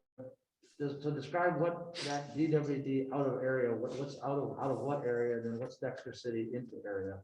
So the way that is calculated is DWD is basically because you're a collaboration entity. So you collaborate with Dexter Township, Webster Township for your services. So you share deputies between that group. And so say if SIO or even down in Lodi, if there's a significant incident, or even it could be Northfield Township or someplace else, they were requiring additional police response that area could not provide. Then when our deputies from this area leave the area to go assist there, that's what that out of area time is. So primarily most of the out of area time for your area comes from SIO, and most of the into area time that you get is coming from SIO, since that is essentially the collaboration entity that is closest to you. So the Dexter City into area time of the 310 minutes, that's when deputies came from another area into Dexter City specifically, not necessarily the entire collaboration, but just specifically Dexter City. So the number will be different for Dexter Township and Webster Township. They also have some area time each month as well. Okay, so I guess my first question related to that is for the coming into the city area, yes, with support from somewhere else. Why do you think that was so high in October relative to the rest of the year? 310 out of what, 1,159? Seems like a big amount for 1 month. Was there an incident or event or something that triggered that? I think it's just a culmination of things. It could have been either serious traffic crashes or serious incidents. I think one of the issues is again, staffing. A lot of times we've been having 1 deputy working even at any one time, because got somebody on an intermittent FMLA. So that way generally we would have 1 to 2 deputies working at any given time, minimum of 1, maximum of probably 3, but usually 1.5 to 2 deputies working at any given time. And so if there's any kind of significant incident where there are people fighting or active, like an active incident where it would be unsafe for a single deputy to show up, the sergeant's supposed to try to go if possible, but if not, if someone's closer, depending on the nature of the call, it could send one of the outside collaboration deputies to come in to your area. So again, I can't specifically, I could pull it up. I don't have it in front of me right now, but I could pull that information up and kind of figure out where those numbers came from. But a lot of times when you see a large bump in numbers like that, it's because there could be like one particular incident where it might have been like actually maybe 2 deputies from SIO came up for, you know, an hour or so, because that's gonna bump you up 120 minutes right there just on one incident. Right. So that again, that's just best guess at this point without looking at the details of it. And then, so then the other question is that, so year to date on the out of area time is 6,455, Correct, yes. which is like 100 hours. Correct. Yeah. Okay, and you said most of that's inside. I would venture to guess, yes. And again, if you're interested in those specific numbers, I can pull them up for you and we can go over them at some point. So. I don't distrust the reasons or whatever. I think that it has to be fluid enough to work. That's how the sheriff's department's set up. Sure. Support each other where it's needed. I think the part that I guess focus on is the time that you're not here. And then we get a lot of questions about speed control primarily. Sure. In different parts. And I think, you know, that time could be spent, not that you're necessarily going to guess where the speeder is, but Right. you know, you never know where there's a car. There's always competing. There's a competing something, right? Yeah. So anyway, I guess I just wanted to ask about it. It seems, have we ever had a situation where the time in was bigger than the time out? I would have to look at the historical data. Oh, good thing, right? But again, you got the number of time in, because the into area time is specific to the city, right? Where out of area time is collaboration. So to kind of look at how your deputies are getting deployed, coming in and coming out of the entire collaboration, you'd have to add up the into area time of Webster and Dexter Township to kind of give you a better idea as to how your combined resources. So do you have that data? I could pull it up. Yeah, it's easy. I just have to look at the Webster and Dexter Township into area time, and I can pass that over to you. I can shoot you an email with that. That's all the questions I have. Jack? I just want to echo that it's not a one-to-one, but the out of area and into cities, we're not paying, but it really feels like we're being a donor community for Scioto Township. And it's great that we don't have that much need for patrols or folks here. But gosh, it's tough to see that big imbalance. And I think it'd be helpful to see the DWD into area time as well. While you're here, question for community development and the code enforcement folks. Are we still having issues with LaFontaine unloading in the middle of Ann Arbor, on the side of Ann Arbor, and wherever they want on the other side? I have not seen that, and actually the last 3 times that they've had unloading happening, it's been on their property. It wasn't this morning when I went by. It would have been Thursday morning last week when I came in early for the DDA meeting. They were unloading on their property. Okay. So- I haven't received any specific complaints of it. So much this year. I know I caught them once where I was driving by over the summer, and the guy was just about to start unloading. I stopped and, you know, talked to him about it, and he was, oh, okay, and then went and loaded. Yep, I've called into the non-emergency number and no one showed up for over 20 minutes and I had to go to work. That was after almost witnessing an accident because they were parked in the center lane and someone was turning and couldn't see. Zach, can I follow up? Dan, do you or Tim or your crews ever notice that? I was at the bank last week, I was off, Old National right there. And actually, they were using the right turn lane to go into Old National, so they weren't in the road. But they were there. And I can't remember what day it was, either Thursday or Friday, when I saw it last week. I'll remind the guys to keep an eye out for it and keep paying attention. So. Sorry, floor's still yours. I just. Oh, no, just that in addition, I hear it from folks in Huron Farms all the time. When they park on Ryan, yes. Right, and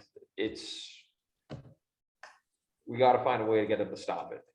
You know, I've suggested that it's a violation of their site plan, we could shut them down, I'd rather not do that, but when I went in and talked with the manager, he was like, what do we do? They stop the trucks. I'm like, no, it's your, but yes, I get a lot of calls from constituents on that. And I know that they've had less congestion on their site since they've purchased an alternate site for their used vehicles. So there's been more room on their site, but I agree with you. And the thing I have told people, it's been a little bit since the last complaint, which was way early spring, by other constituents. Call the emergency line directly. As long as we have somebody available, to get out and speak to them. Thank you. Other questions for Lieutenant Hunt? I guess just Oh. one. Go ahead, Juan, and then over to Dan. Would you mind sending the email that you were gonna send to the mayor to all of us? I know that I'd like to see it, and I feel like Councilmember Griffin would like to Oh, see yes, it. just have, Yeah, just you go can through send Justin. it to me, and I'll- Okay, yeah, just however it can get to all of us. Yep, absolutely. Dan? I guess my question was, do you want staff to help with this? What do you want staff to do, Justin, or whoever, if we see them parked out on the road? How would you, Call the sheriff. just call an emergency number? No, Do you want me to direct our staff to call me? I think anybody that's got a call. That's good to know, because I see them in there, they're really exciting. Because we're around now. Yeah, Absolutely. Yeah, because you guys are always there. So if you see them, just whoever's there, whoever can do it the quickest, because that gets us there the quickest, rather than going from one to the next to the next. But is it it's the emergency number, not the non-emergency? Either way, either way. Did you send, did you get And Michelle, just, I mean, they're supposed to be unloading on site, right? On site, Yes. yes. And I ran into the same thing with the manager that Zach did. And my comment to him was, I don't really care if he's starting, he's halfway through, or he's got one car left.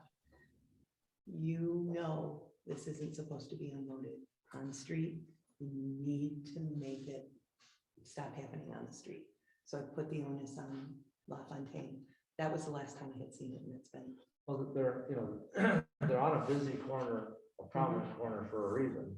Mhm. You know, they like the visibility, but it is busy and, you know, it can be unsafe if they're in the wrong Yeah. spot, right? And Right. that's the whole It's- concern that everybody's trying to illustrate. I think. It's the drivers of the carriages bringing the cars in. They just start doing it. But I told LaFontaine, it doesn't matter. You have to go out and you have to tell them to stop and bring them outside. So I can't remember from the site plan where they're unloading or loading. they have two places they can unload.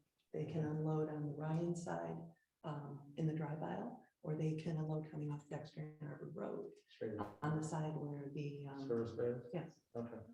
they have plenty of room. Okay, well, I guess so our staff are gonna help with that. If they see it, they're gonna call it in. Yeah, I wasn't aware of that, or I would definitely, because yeah, I've said many times, I'm like, this is ridiculous, you can't see. Right.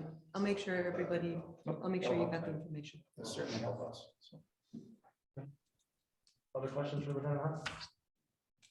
How's the shop? Thank you for waiting. Oh, yeah, we do have Shop with a Cop, December 1st, so if anybody's interested or can help with any kind of donations for that, we're always taking them. We make the checks out. Trying to remember. I don't want to give you the wrong information, so We email. if you have somebody that has that, just contact me and I will get you the Lieutenant Robinson runs it. Hunt, No, H-U-N-T. we've gone over that already. Lieutenant Robinson runs that show. Or Rush, apparently. Rush. Actually, Rush helps quite a bit. So, And Michelle, you also have an outstanding citation that we're paying for right now. you may have a warrant, is what he's saying. Oh, good Lord. Sorry. Thank you very much. All right, it's good to see everybody. Goodbye. Likewise. Take care. Stay season. Okay, I'm gonna flip the page over to page 3 of the agenda, city manager report. Right, so you have our full packet. I also sent out a supplement this afternoon. Sorry, it was so late in the day and basically meetings jam packed until about 4 o'clock. But I'll go down the list that I sent out this afternoon. Over the weekend, we did receive the 8140 hazard survey. And a copy of that is included in the supplemental packet. So please take a look at that and let me know if you have any questions. Had a meeting this afternoon with WASP regarding the TIP program. And as proposed, the plan would include $311,000 in Watts fiscal year 2024 for Baker Road between Grand and Main, which is good news. It's one of the projects that we submitted for. And then I also had a meeting today with folks from the Huron Waterloo Pathways Initiative and County Parks. So I think I included in the last packet that we did not receive the Connecting Communities grant, but that they were looking to other potential funding methods for the engineering for the Dexter to Chelsea connector crossing the creek and getting out to Dexter Chelsea Road. What we talked about was potentially entering into a MOU, a memorandum of understanding with us, County Parks, and Huron Waterloo Pathways Initiative, where HWPI would hold the engineering contract for that project. Because the city wouldn't be contributing anything financially, HWPI would basically be paying the bills for the engineering. But through the memorandum of understanding, we would still be actively engaged in the design and basically the development of the project. That was one question that I had for council, was if that concept was, if you felt comfortable with that kind of concept, and then I would bring the memorandum of understanding back to council for approval. So we were still involved in concepts, approvals of concepts, Correct. questions, retaining property, not giving up property and that kind of stuff. They would just be- They're just holding the engineering. I don't see any harm in saying the draft memorandum of understanding. Does anybody else? Okay. Then that'll probably go back for an upcoming agenda. Okay.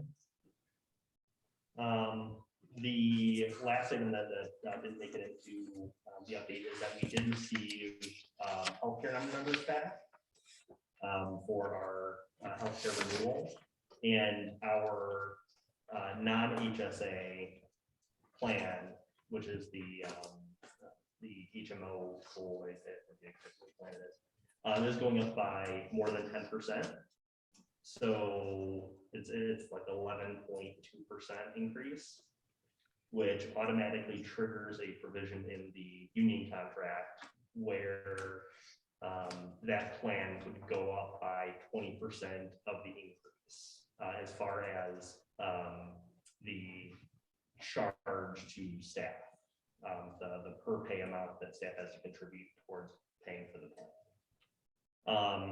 It's a pretty significant increase. We've asked our healthcare consultant to start looking into potential alternative plans. So that way when we go into the union negotiations, next year we can have those ready and really get into some of those details. And the other one did not go up? The other one went up by 8%.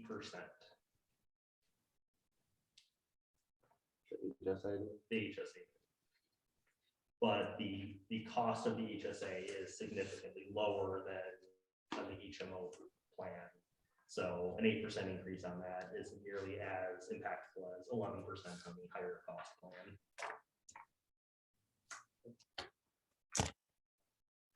And that's January. So yeah, our renewal would start January 1. So over the next couple of weeks, we have to distribute the forms and determine which staff wants to get which plan. Okay, so your enrollment is coming up. Correct. Okay. Yeah, I'm sure there'll be a number of staff concerned with that based upon conversations that I've had in the past. So, okay. Does anybody have any questions? Questions? Everybody's good? I have a question, that same question Michelle has. Is the heat on in here or not? Because I'm wearing a blanket.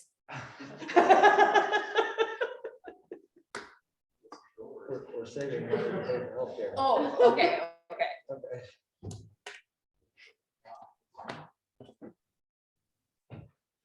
Okay. Doesn't look like any- Oh, Paul, question? No, I said that may help me just took the block out of the door there, close the door.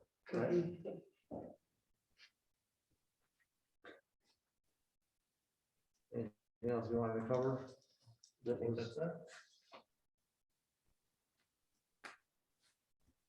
Okay, I'll move on to my report. Wanted to just report back, I had a invitation to meet with the Cub Scouts Pack 477 last week, and kids ranging in age from 5 to 10, and all very excited, all waiting to have their popcorn. And we got, they have to, as part of their advancing through the lions, tigers, wolves, bears, weevils path, they are supposed to talk to an elected official, and I get invited usually about once a year to some of these things, and you never know what topics are gonna come up. And the topic of our parks came up, and I mentioned that we were considering ping pong tables. And the enthusiasm in the room went through the roof. They all think ping pong tables are a great idea. But they did suggest that we don't put them in the busy parts of the park, because they're in open areas where they can whack the ball pretty good and not have it hit anybody else. Because I believe how it was put. So I'm not sure, which park we're ultimately going to choose for that, but I thought it was interesting feedback on a relative point that we were, talking about. So very cute. Last Thursday at the fire board meeting, we did adopt our spending plan for 2022. We adopted a budget plan that is, what did it end up being, Zach, 13% higher? Or a little more than that maybe, than last year's fiscal spending plan. So we're up to about almost $2.7 million a year, up from 2.4. And we need to be prepared. Our costs are going to go up $100,000 as a result of that, even with the percentage of runs from one year to the next staying about the same. I know we did not budget for that type of increase last July when we put together our budget. So I relayed that information to Justin, and I've asked him just to kind of take a look at that as we're around the corner for December into the second half of the year of our fiscal year. I just would like to be aware of what each month we're going to end up paying. We pay quarterly, sorry, but what each quarter we're going to be paying over and above what we budgeted. Which is probably going to require a budget amendment of some type I would think, and then certainly for the last half of next year, or I'm sorry, this, the next fiscal year that we go into, we're gonna have to plan accordingly. Zach and I voted opposite on that. Zach actually made the motion and voted for it, and I voted against it. But we act as one body on the fire board, so we have a cost share of about, if it stays on the 28% runs that we're on, we're gonna go from about 650,000 to 750,000. And we're not the only community that whose costs will go up. Dexter Township's costs are gonna go up quite a bit, over 200,000 next year for the same fiscal year. So we're putting that money back into the fire department. There's a lot of places it can go. There's a lot of good discussion. We do have healthy reserves, or reasonably healthy reserves at the fire department right now. And I've asked that we have a discussion on what those reserves are going to be used for. So those can be a little further defined. Anyway, I just wanted everybody to know about that action that was taken at DAFD. I did not attend DDA. I had a personal physical that morning that I didn't do a good job of scheduling off of this meeting date. I missed the third one, or the third Thursday, so I missed DDA, but there weren't any action items. There was some discussion on lighting of the alley. Jump on that one, maybe see if does anybody have any questions for me on anything? I want to wish everybody happy Thanksgiving. I do have my hand up, Sean. Oh, Donna, please ask away. Yeah, I just wondered, is there anything you can cite to attribute to that incredible increase? I mean, what's responsible for that? Well, the biggest thing is we're taking the next half step to get to 4 full-time firefighters, with the Webster Township Station opening up. Okay. One person at each station, which is a benefit to the district. And we had partially in 2021 budgeted to have some of those staff. I'm looking through one of our columns at Chief's there to make sure I'm not saying anything the wrong way. We partially budgeted to cover some of that cost in 2021, ramping up to 4 full-time. But that will be in full effect in 2022. So that's the lion's share of that increase, Donna. Okay.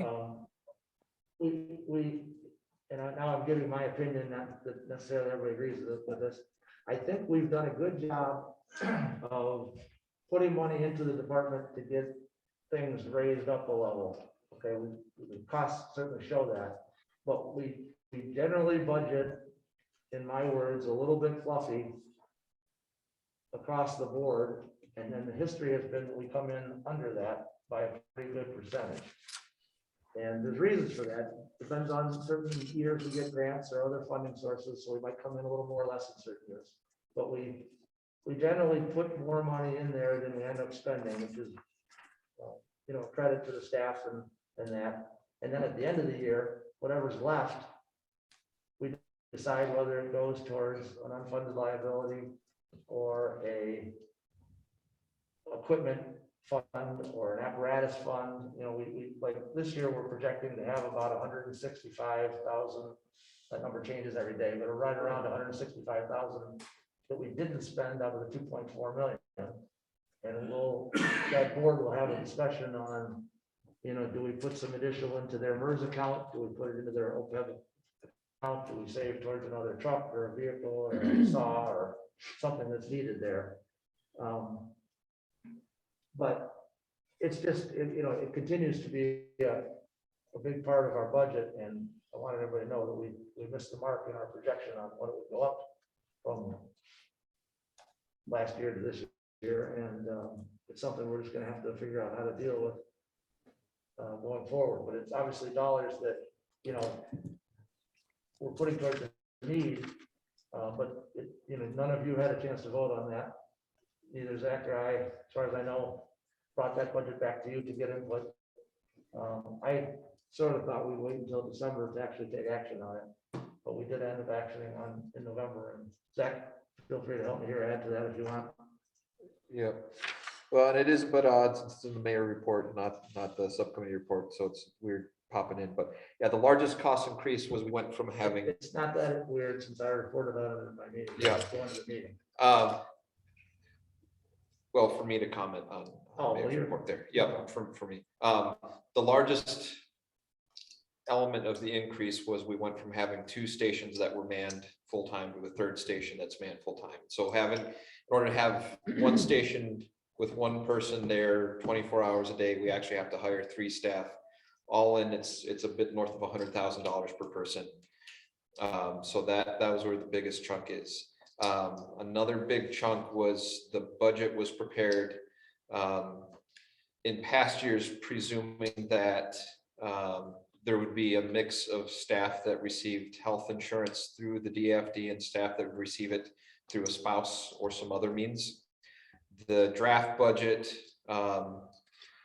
is written with a worst case scenario budgetarily, assuming that all members of the DAFD who are eligible would get it through the DAFD. And actually we trimmed it back a little bit. So that's one thing that's contributing.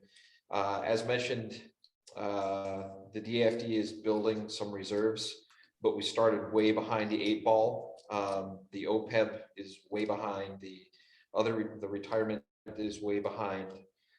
So there are contributions to that. The capital replacement fund, there's 700, 800,000, correct me if I'm off, but somewhere in that range, which sounds like a whole bunch. And it is, it adds up. But the new regular truck is north of 1.1 million. Ladder truck is 1.5 plus. So we're catching up, but the biggest issue is adding a completely staffed station. So I just wanted to report that it was Thursday. Everybody was aware of that. Well, when you over budget and when you budget it and you come in under, then that money just automatically gets kicked into some other fund. We don't talk about where we're like, it's like forced savings, or we don't talk about where it goes. How does that get distributed to those other accounts? Or maybe I'm not understanding. Straighten me out, Zach, if I messed up here.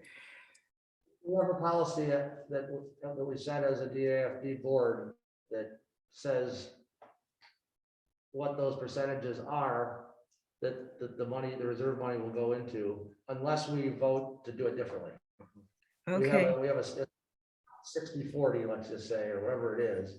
But typically what happens at the end of the year is we talk about it. And if we agree that it should follow what we said in the spending plan, it'll go 60-40 into those reserve categories. Otherwise, we might, like I'm saying, I'm guessing we'll put some in OPEB this year. And a little, Okay. but it definitely gets talked about. Okay, well, thank you. That helps. We definitely need for the money there, because there are holes we're behind on, especially on the OPEB. Similar to how the city was, 10, 15 years ago. There's been no saving in that for that long-term Okay. liability, so. All right, It's just- thank you. When it jumps up by 100,000, those are big numbers from year to year, and I think we need to do a better job of getting ahead of that. Because our budget doesn't change by that much. I mean, we don't have that, we don't just generate revenue that way. It's gonna have to shift from somewhere else to cover that, because our dollars don't go up that much. So, Thank you. yeah, you're welcome. That's all I have. Are there any council member reports this evening? Okay, we have a large consent agenda under item K. I believe there are 6 items. All right, I'll move the 6 items listed on the consent agenda. Bills and payroll in the amount of $718,625.59. The approval of the early release program for 3515 Broad for the elevator. The awarding of the 3515 Broad cleaning services to JanPro at a cost not to exceed $13,000 per year through 6/30/25. To the approval of the amendment with the urban wireless for a remaining amount not to exceed $5,000. to approve the bid from TLS Construction for the water filtration backwash pond improvements not to exceed 24,360. And the approval of the OHM proposal for road capital planning for an amount not to exceed 8,630. That's it. Second by Zach. Yeah, it's couple part, I just had one question since there's an item, the earlier lease package for the Brown elevator. What was the approximate amount of the elevator? Was it Are you speaking? 85,000? Are you speaking to me? No, I'm talking to Justin, just to clarify. I just want to Okay, also all that- right, thank you. I won't look then. Since the earlier lease package for the elevator is spending money and authorizing money, it's approximately, we think, $85,000 to $100,000. Correct, but my thought was that we would come back with the final bid for approval by council. Okay, but you're still issuing, okay, yeah, fair enough. Okay. I got you. All right, please call the vote to approve the consent agenda.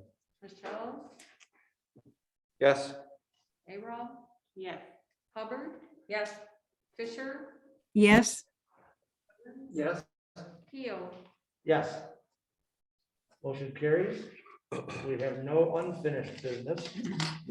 So we're down to new business items on page 4 of the agenda.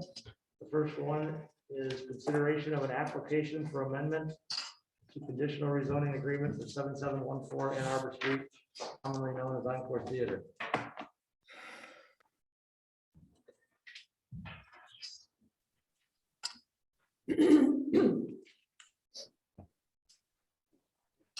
Is there a motion that we could put on the table to get us started with our discussion or deliberation? What page is it on? I'll do it. I The just, suggested 85. motions are on 85. Thank you, Zach. okay, I will,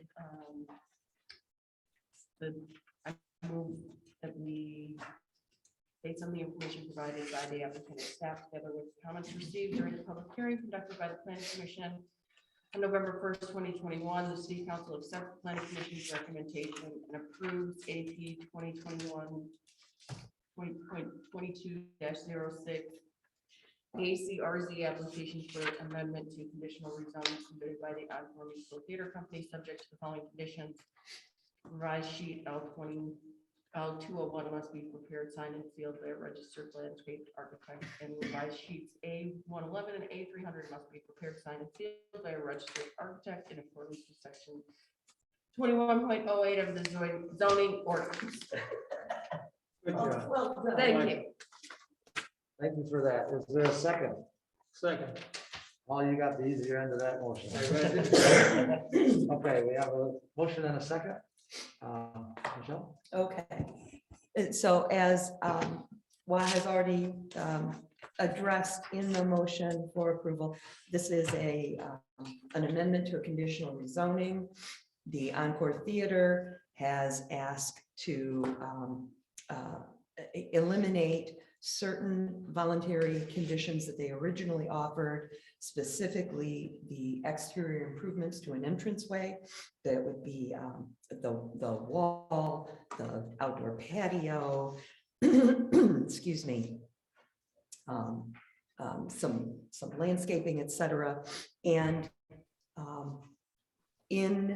to counteract that, they are proposing to remove existing lighting fixtures that actually are a nuisance to surrounding residential properties, and that they're not shielded, there's a lot of glare, and they will replace those with decorative shielded features or fixtures.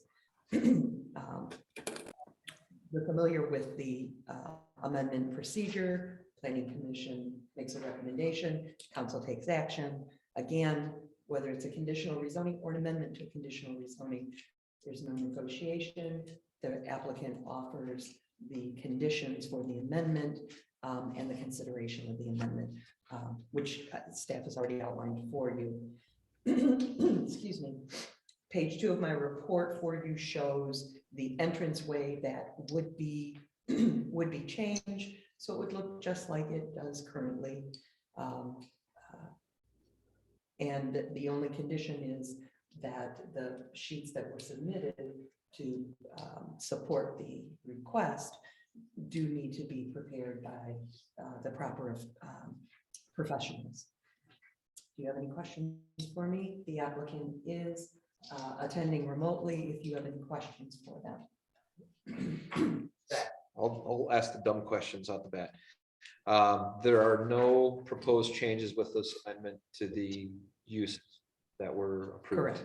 No changes. And to clarify, you touched on this briefly, the subject to the following conditions truly isn't part of the conditional zoning map amendment, rather it's a completeness issue. Completeness issue, yes, sir. So think of it not as a completeness, but staff said, you don't have this stamped, we'll get you there, and if they approve it, then you're gonna have to settle the books up.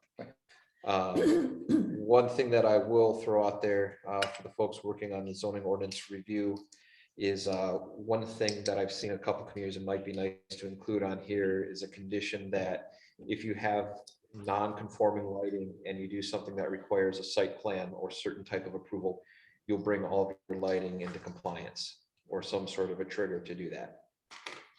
That's all. Thank you. Remember that.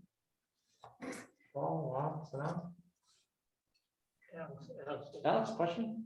It's not a question, it's more of an opinion. Okay. I'm not sure I'm okay with approving this. I mean, I don't know if it's a huge issue, but I don't wanna, not to minimize the impact of neighbors, but I personally don't view the changing of 4 lights as the commensurate benefit to the improved entrance. The number of lights is actually going to be the entire building. Yes, one of the, and sorry for not articulating this, one of the comments made during the public hearing was by one of the residents, not on Hudson Street, but actually on 4th Street. And she had mentioned that there are lights on other sides of the building that shine into her backyard as well as other properties. And that she wondered if all of the lights could be replaced. And the applicant, the public hearing was off to take care of that. So it's not.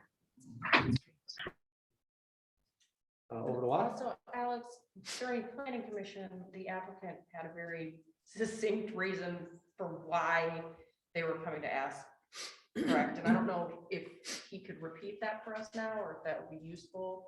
We could have Dan do that if you like. Dan, Frank, welcome. Thank you. Hello, everybody. Hello, Dan. Frank, are you here as well? Yeah, I'm here. Go ahead.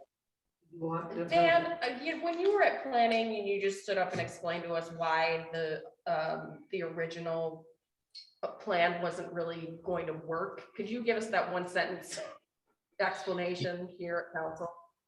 Yeah, yes, thank you. We, the voluntary improvements, once we got into the building and lived here a bit, we ultimately felt like they weren't, improvements after all. It kind of divided the property and closed in this open landscape, and it kind of cut into the historical architecture. We didn't want to distort that.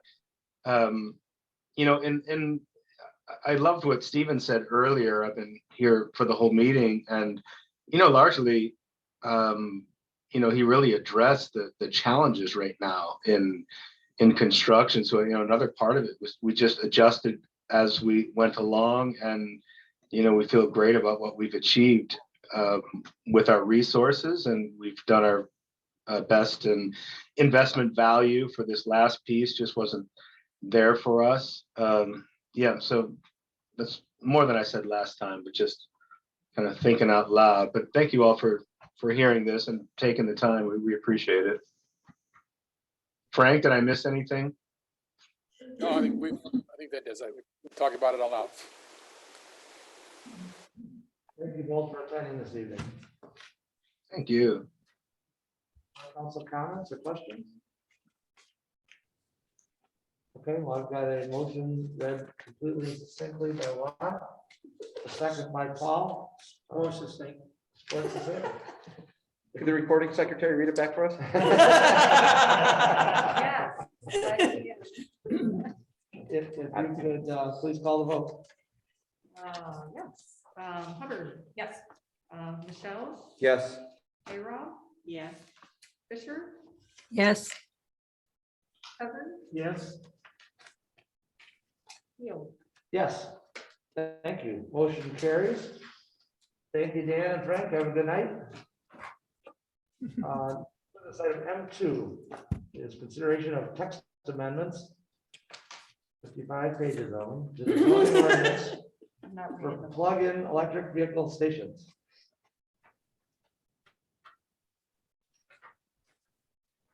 There's a motion that somebody would like to I'll make. make that motion. What motion would you like to make? To I'll approve?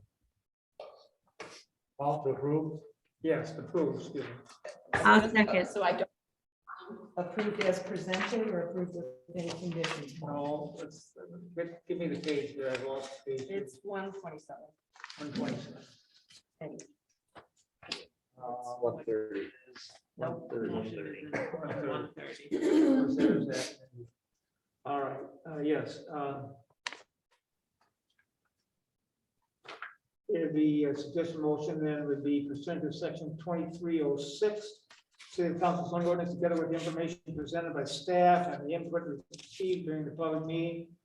Hearing conducted by the planning commission on November 1st, 2021, the city council approves AP 2021 22-07 text amendment to the zoning ordinance to allow and regulate electric vehicle stations subject to the following changes. Identify the sections to remove or and our sections to be text to modify. I'll Do you have any second. of those? There are none. I don't add anything to that, right? I don't believe staff is suggesting any. at I'm this not time. suggesting any, but I see he's saying, he's setting it up in case somebody does it. Yeah, understood. Okay. Okay, so motion by Paul. I'll second. Yeah. Yes, yes. Okay. So planning commission has been working on an amendment to the ordinance to consider allowing plug-in electric vehicle stations. And there really are just two sections of the ordinance that are affected by this amendment, because plug-in electric vehicle stations would be an accessory use to certain residential, commercial, and industrial in those districts. It would be Article 2 definitions and Article 3 the provisions. It adds a new section. This amendment establishes the regulations that will allow electric vehicle stations in residential, commercial, and industrial districts as the accessory use, as I've said. Any new residential developments, whether it's a single dwelling unit, a duplex, or multiple family unit, or an entire subdivision of residential single or multifamily units, would be required to be plug-in electric vehicle ready. It's not required for the commercial or industrial projects, whether they're completely new or redevelopment, but it is encouraged.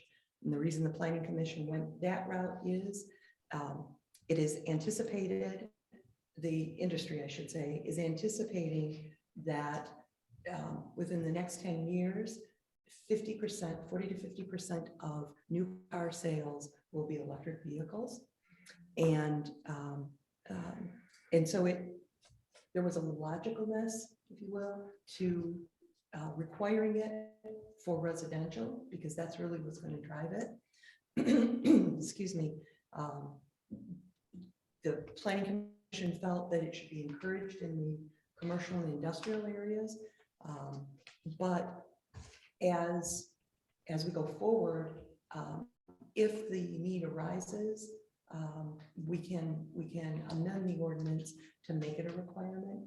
But at this particular point, somebody coming in to just do a electric vehicle gas station sort of thing, you can't make any money on it right now. So that urgency isn't there. And so they felt that it was best to create the ordinance in the way that it is currently being proposed to you. Like I said, you have got your different sections of the ordinance. The planning commission did hold the public hearing. There were no public comments. Excuse me. There was some pretty robust discussion during after the public hearing. There was actually a motion made to take out the requirement for all new residential developments. That motion ended up failing, but then the planning commission, a motion to accept it as it was presented, received unanimous approval on the second motion to recommend it to council. So as I've said, you've got a series of definitions.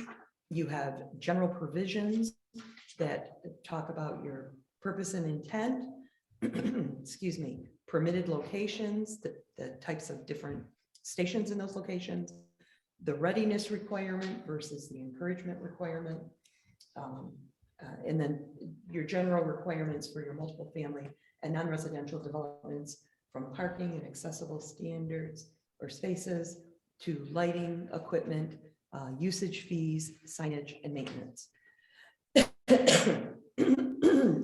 Excuse me, I'm so sorry. The criteria you're well aware of, 2306, for considering an amendment, whether it's the planning commission or city council. And it's primarily under A, excuse me, this was brought to planning commission by a commercial property owner that wanted to be able to have a station on his property in downtown, mostly for his tenants, but he's willing to let others use it as they see fit. At this particular point, he doesn't know if he's going to do it to try and recoup any money on it. As I've said, it's not a moneymaker right now. So we'll see what happens with that. But there are standards for the type of station that he would want to put in. And it would have to meet those standards that we're putting in the ordinance. We used information, resources, and ordinances from SEMCOG's Electric Vehicle Resource Kit and Planning Hub, the cities of Auburn Hills and Ann Arbor.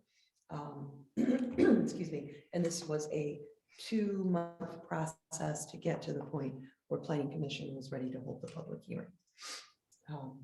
This also meets the goals and objectives that the city has in its new master plan. And those are articulated in staff's report. I'm willing to answer any questions you've got. I also provided the previous reports to the Planning Commission that were used to help establish this set of criteria, as well as the PowerPoint that was created and presented to Planning Commission for the educational purposes. Thank you for that. Questions for Michelle? Zach? And then Paul. No. Point is that. Okay, so you're quite right. Zach. Okay, doke. So I'm going to ask again some dummy questions here. Please help me out. As I read this, if I wanted to install a level 3 electric vehicle charging station at my house so I could charge it quickly, I would not be able to do that. Correct. An electric vehicle station level 3 isn't one that's recommended for residential because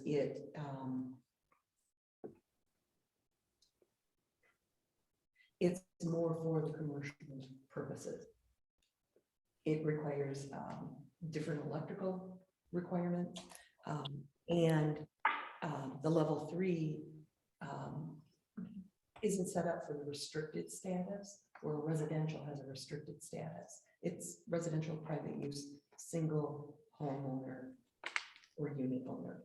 Okay. You're calling the level 3, is that the same as the direct current? Yes, level 3 direct current, correct. Okay. On C, readiness requirement 1, residential. Mhm. If my house burns down and I rebuild it, is that considered a new one-family development? I can read this multiple ways.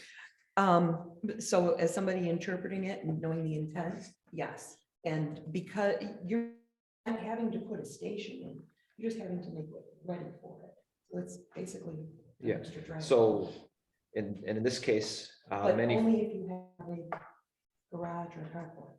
I have a carriage house likely built by Mr. Fillmore, President Fillmore's brother, that's got a dirt floor. So in this case, my house burned down, I rebuild the house, I have to run 220 volts out to the old carriage house out back with the dirt floor. That outbuilding would have to be brought up to code, I believe, before we could put that electrical current in. So you may end up having to go to the zoning board of appeals for relief. Okay, Okay, that's a one of those practical difficulties. and if ZBA doesn't grant relief, the accessory building has to come down, or I can't rebuild a house. Well, presuming that the house is not in non-conformity, because remember, if the house is in non-conformity setbacks. Oh, I guarantee you it's not conforming. Okay, then you can only rebuild if damage is less than 50% of the assessed value as determined by the assessor. Yeah, So but- that may kill it before any. Yeah, and it's Douglas fir, so it's gonna burn good and hot. Seriously, everything in the house is Douglas fir, the frame, the doors, the floors. So I would say 1 probably ought to be revised to make it clear that includes individual dwellings, not just developments. Because I could make a strong argument that this only applies to a development with a site plan. And if that's the intent that every house is supposed to do one, it ought to be a bit clearer. If someone instead wanted to do an outdoor charging station because they're worried about their bolt catching on fire if they put it more than 80% charge, they would still be required to have an interior outlet in the garage. Mhm. Or a carport. Or what? Or a carport. Oh, I suppose I probably should have said that I have a potential conflict of interest because I have a diesel Volkswagen.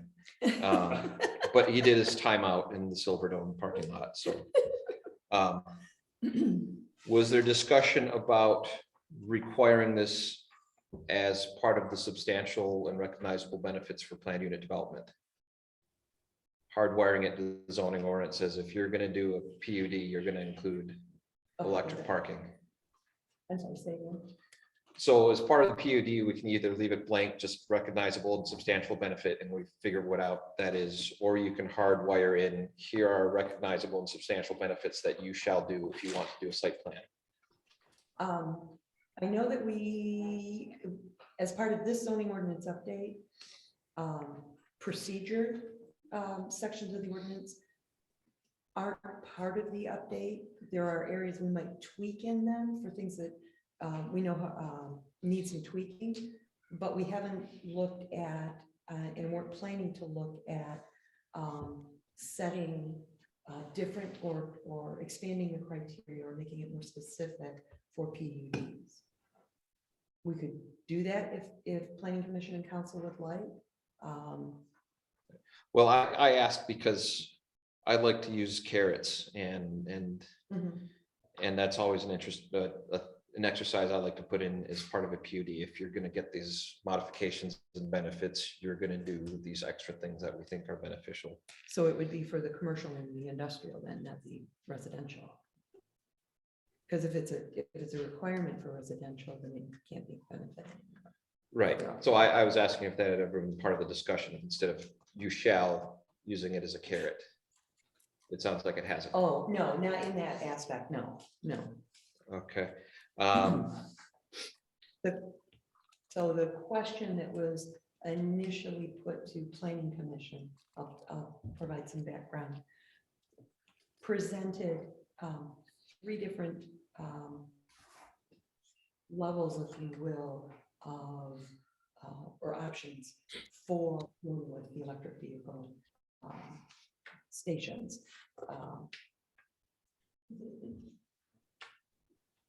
PEV light, PEV encouraged, PEV, yeah, you gotta do it. So those were the different options. Planning Commission chose to go with you gotta do it for residential. PEV light, or encouraged for the commercial industrial. They didn't talk about it, I shouldn't say, we didn't talk about it in the realm of a holistic approach for PEVs. I don't know that I can support this as it is. I would prefer to have had it be a requirement in the commercial and industrial, because I foresee that as less likely that folks are just going to do that. Whereas builders, I can see them doing it just in the natural course as an amenity that people want for a house. At the very least, though, I'd recommend that C1 be clarified and touched up before final action is taken. Okay, John. Is that- 133. Thank you. I'm good, thank you. What would you recommend to clean up? What you're talking about? I will think about it if anyone other has comments or questions. Okay. Other questions on the electric vehicle?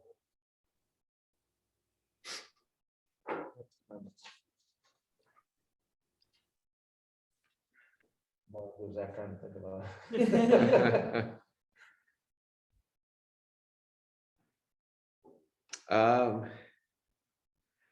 A potential fix would be all new 1 and 2 family dwellings.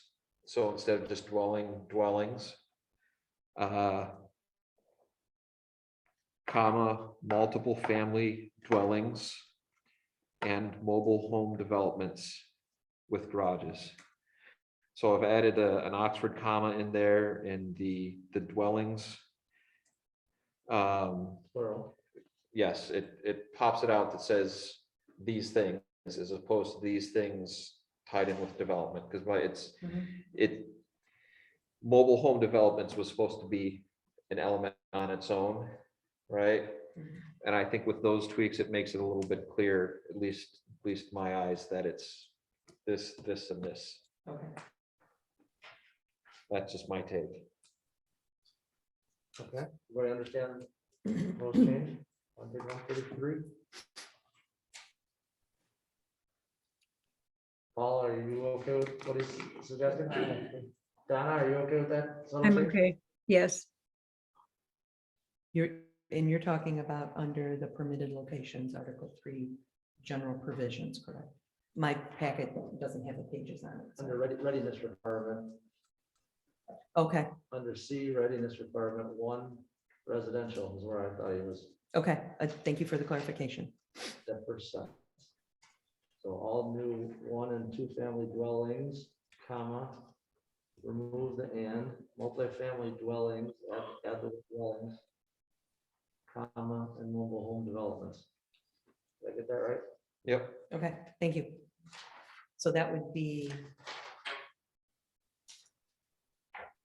one of the changes that you're proposing under Paul's. So that would be, yeah, the change, the one change so far.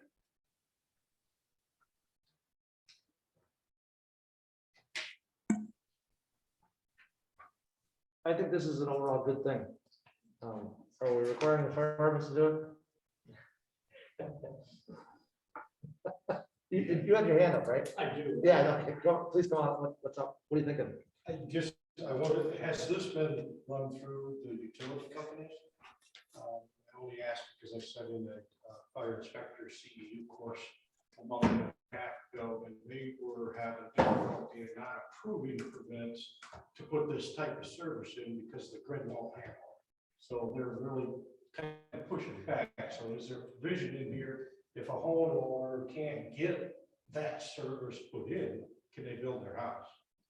And the last thing I have is, you encourage these things here, you better increase your water service the average battery operated car takes about 30,000 gallons of water put out. How many trucks? So a lot. And these battery chargers, not just the cars, but the chargers themselves are prone to overheat. So there'll be significant challenges to the community in the future with this stuff. So green is not green. Just Back to that, and up to, just one last question. When these, and this may be a building code issue, if there are chargers within a structure, are they required to have fire smoke detectors in that space? Do we know? Be a building code. This doesn't address building codes. All right. This is just the land use portion of it. All right, I'm done. Okay. Any other questions related to new business item M2? We have a motion by Paul Cousins, second by Don Fisher, to approve the text amendments with the subtle changes to B1C1 presents comments. to C1, Okay. just C1. Oh, yeah. No, article, it's B. Oh, that's Yeah, mine, sorry, that's sorry. mine, that's mine, you're right. Article D. I'm calling it the readiness requirement section, C1. But you're right, it's under B, Article 3, general provisions.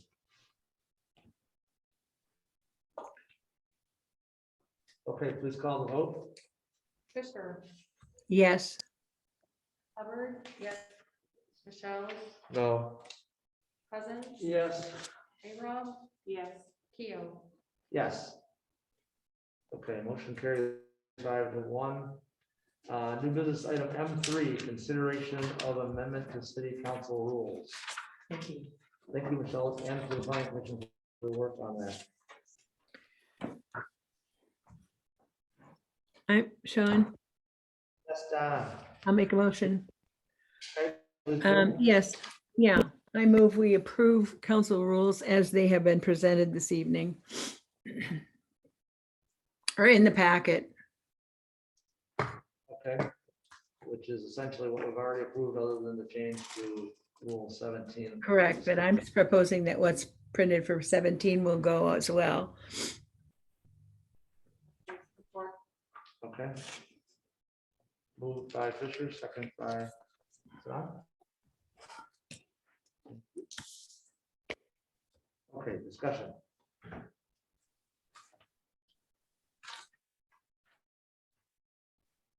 No discussion? Oh, Zach? Yeah, I wanted to let other folks pop in first. I did submit a revised one. It was a bit late. It was a busy weekend. A couple of the items in the red line are just kind of structural. Trying to put the more important subject at the front. Some are more meaningful. So for example, in 2, the second sentence actually lists out who is responsible for posting the notification. I know it's a small point, but if you don't put someone in charge, this removes all doubt. This is how it happens. 3, the change there. I don't care who writes their letter of intent. It could be their mom or their wife or whomever, as long as they submit something.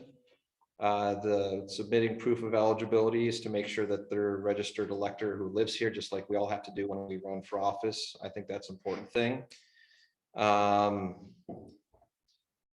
And just a minor form change on the back there. 4, I just trying to hardwire a date when we expect these to be in, and putting folks on notice that if we get them after our deadline, we may not accept them. We may, but we don't have to.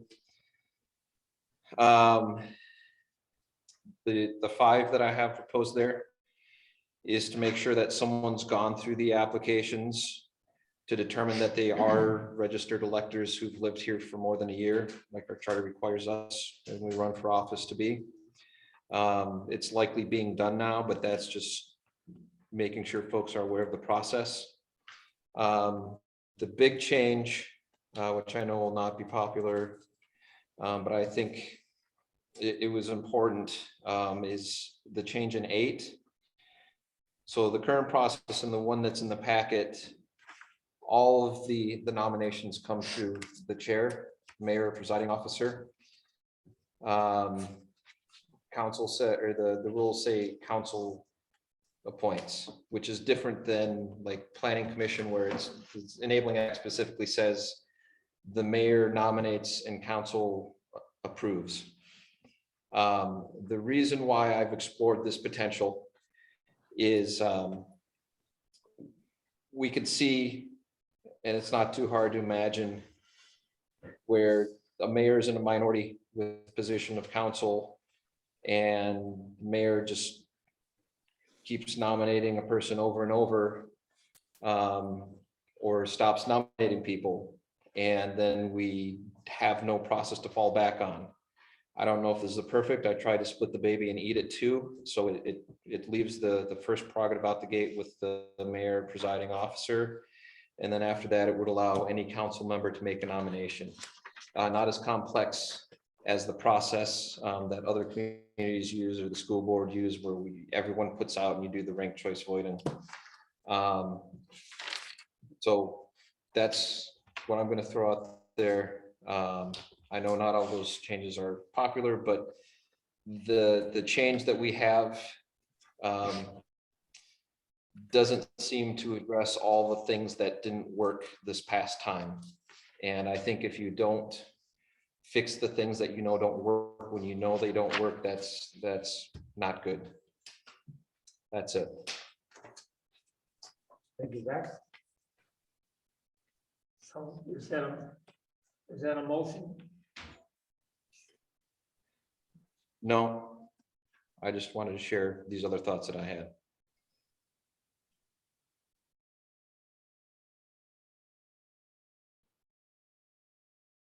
And there's a motion on the floor, correct? Yeah, motion for And a second? what's in the packet on page 187, Paul.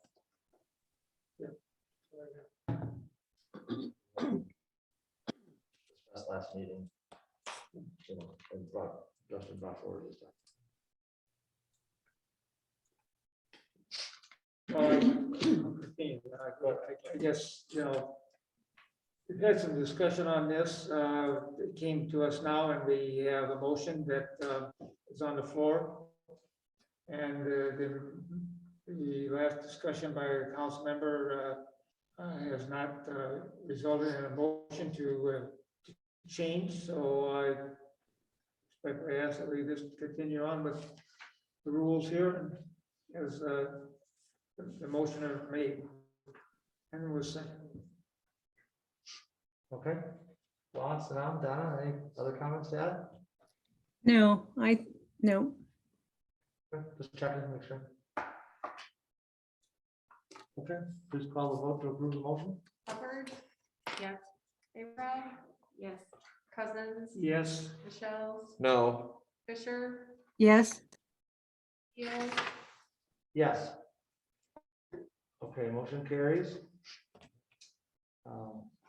5-1 there. Justin, you'll get those updated and on the website so that they're official within the new date. I sure will. New business item M4, consideration of First Street Park sidewalk connection and project recommendations from Parks and Recreation Commission.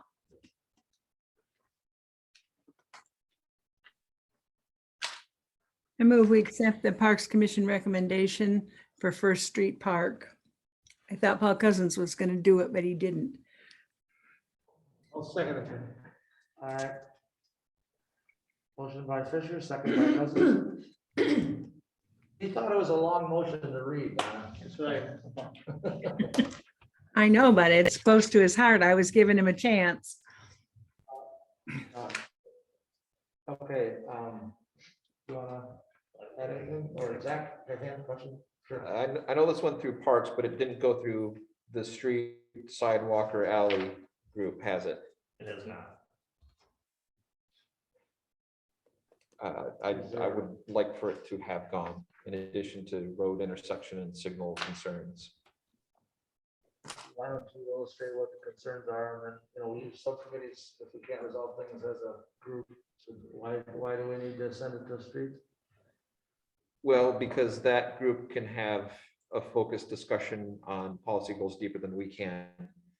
And we can, why do we have it? I would question the alignment bump. I know we have the 1 foot rule. I'm not beholden to that. I do know that when you wiggle sidewalks, you make it less comfortable for folks to use. I do see there's a tree there, but the property is not currently occupied by any residents. So if we're going to put a straight sidewalk in, now's probably the time. And I think there'd be value in having that group look at it a little more closely. That's all.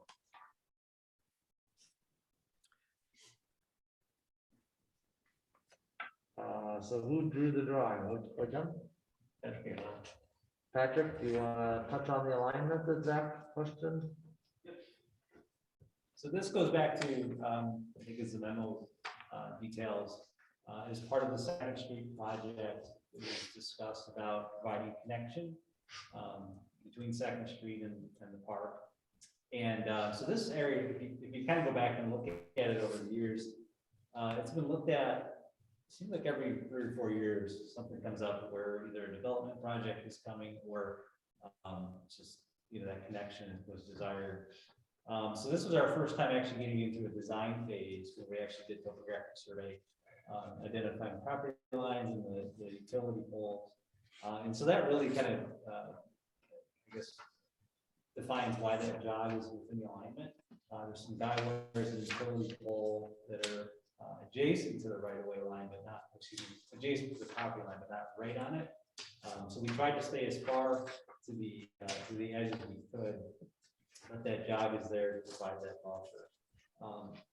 What we're also trying to weigh against is that there's still unknowns about what that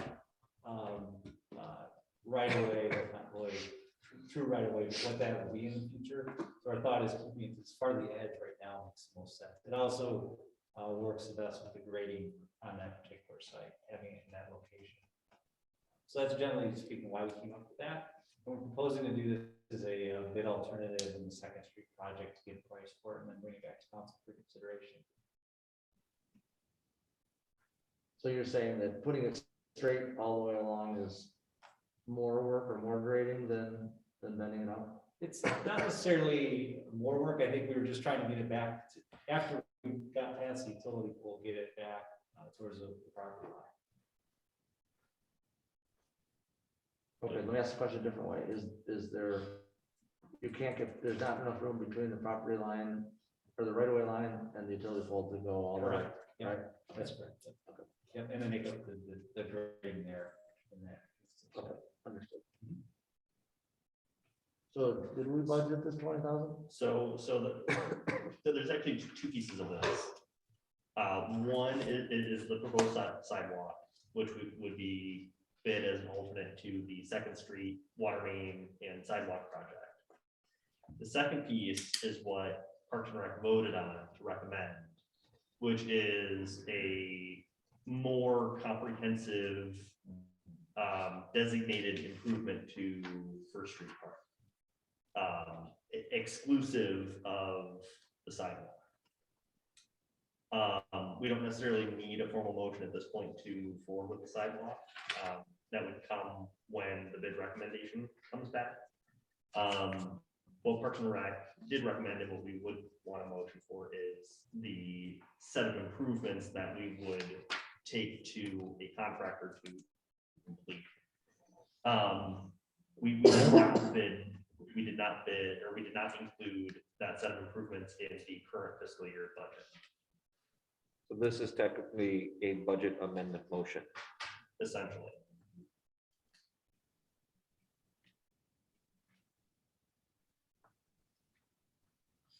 I think I'd like to see how your review of the budget shakes out relative to the fire costs and some of the other things we've done for the first half of the year. Especially knowing that we're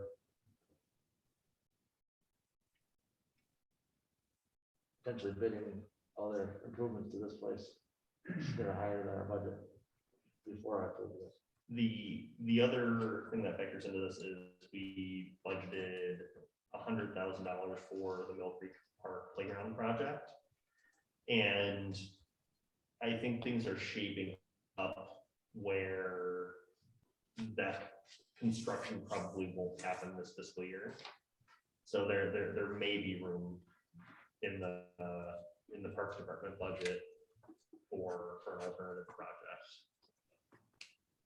But I could see wanting to look at kind of how things are shaping up for the entire budget before wanting to move on to something that wasn't budgeted. I don't know if that interests anybody else. I'm not necessarily against doing this, I just don't know I'd like to go see that before we take a meeting. I would agree with that. I mean, seems like a lot of things have come up in the, in this meeting that might make changes to the budget, so I'd like to, I think it makes sense to look at them all together.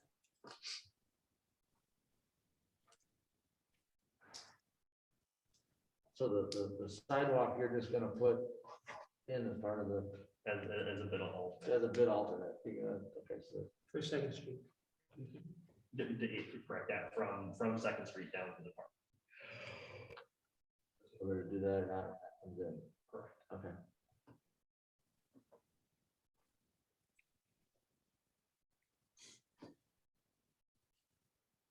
So everybody okay, is anybody okay postponing this?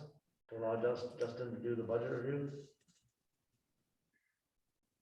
Makes sense to me. I'm okay with that. I make a motion to postpone. I'll second. Budget review. Okay, motion by Cousins, second by Fisher to postpone. Can you do that by the next meeting, the 13th? Or when is it? I'll think shot at it. Okay. So you want to just say to postpone it till you're ready, or postpone it till the next meeting? I would say until staff has had a chance to complete a budget review. Okay.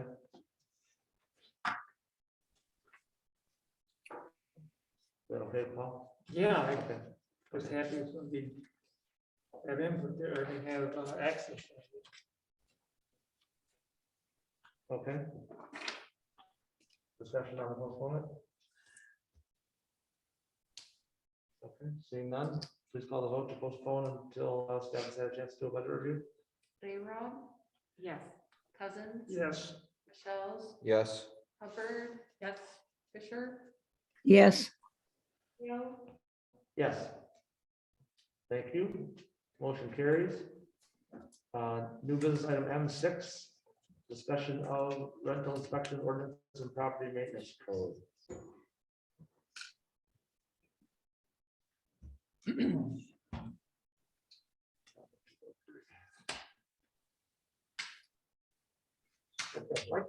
Sure. Incidentally, there's not a whole lot to report on this item.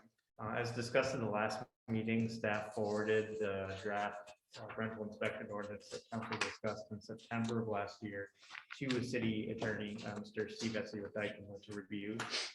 Mr. Etsy requested additional time to complete that review and provide comments, but a draft of the ordinance that council did review has been included in the packet with the minor updates that council requested during that discussion. So as a brief recap, the conversation about a rental inspection ordinance happened in September of last year in light of a fire that occurred at a duplex. And after subsequent inspections, it came to light that there were some electrical code violations and that there were not functional smoke detectors in the building. A rental inspection program would be adopted in tandem with the property maintenance code. It would be a means to enforce that code. The property maintenance standards are relatively simple and they require things like functional smoke detectors, functional HVAC, adequate lighting, things of that nature. So at present, the city or the county do not have standards like that to enforce. So maintenance issues become a private matter between tenants and landlords, property owners to resolve. So in light of discussion with the city attorney, staff recommend that council review both the rental inspection ordinance and property maintenance code in tandem, if that's how council wants to proceed. There will be some work involved in reconciling the property maintenance codes with parts of the general code and zoning ordinance that the city already has in force.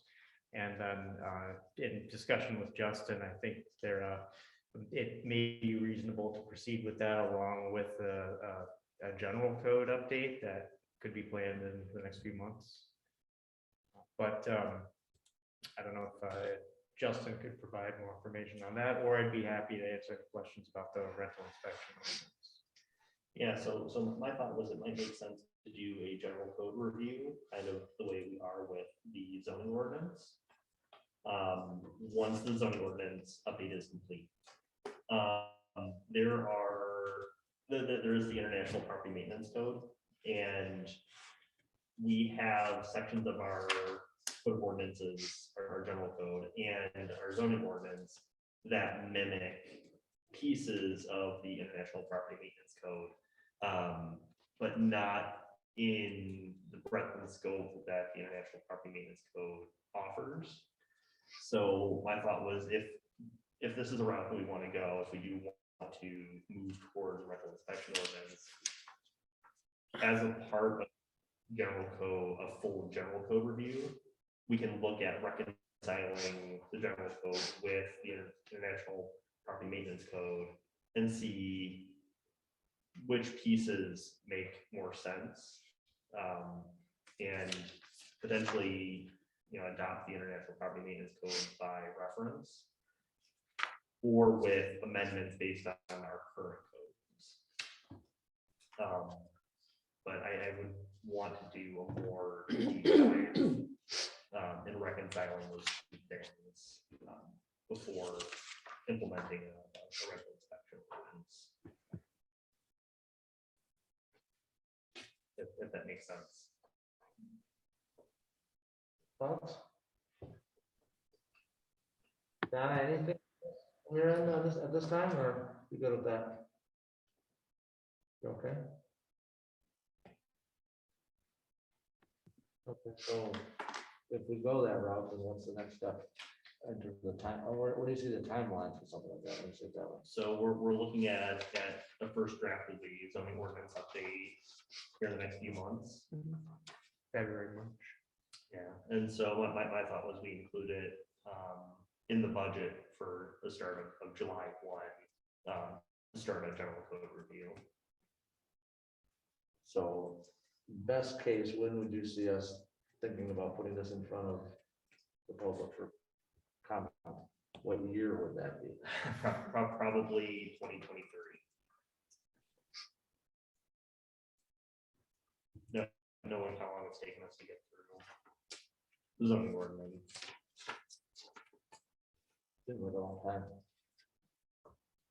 The items to reconcile in the property maintenance code it does touch part of the zoning ordinance and general code, but they are fairly simple sections. Like, for example, the notice procedure in the general code, the stop work order procedure in the zoning ordinance, references to pest elimination and vacant and unsecure structures in the public nuisance and blight section. So they are fairly simple items to reconcile, but they do touch a lot of different sections.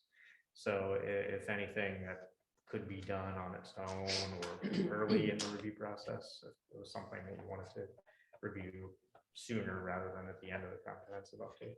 I don't have a sense yet whether this is a priority for council or not a priority for council. I'm just kind of wondering what the best and worst case is, but I mean, if it was something that we were wanting to move forward on, 2 years seems like a long time to get there.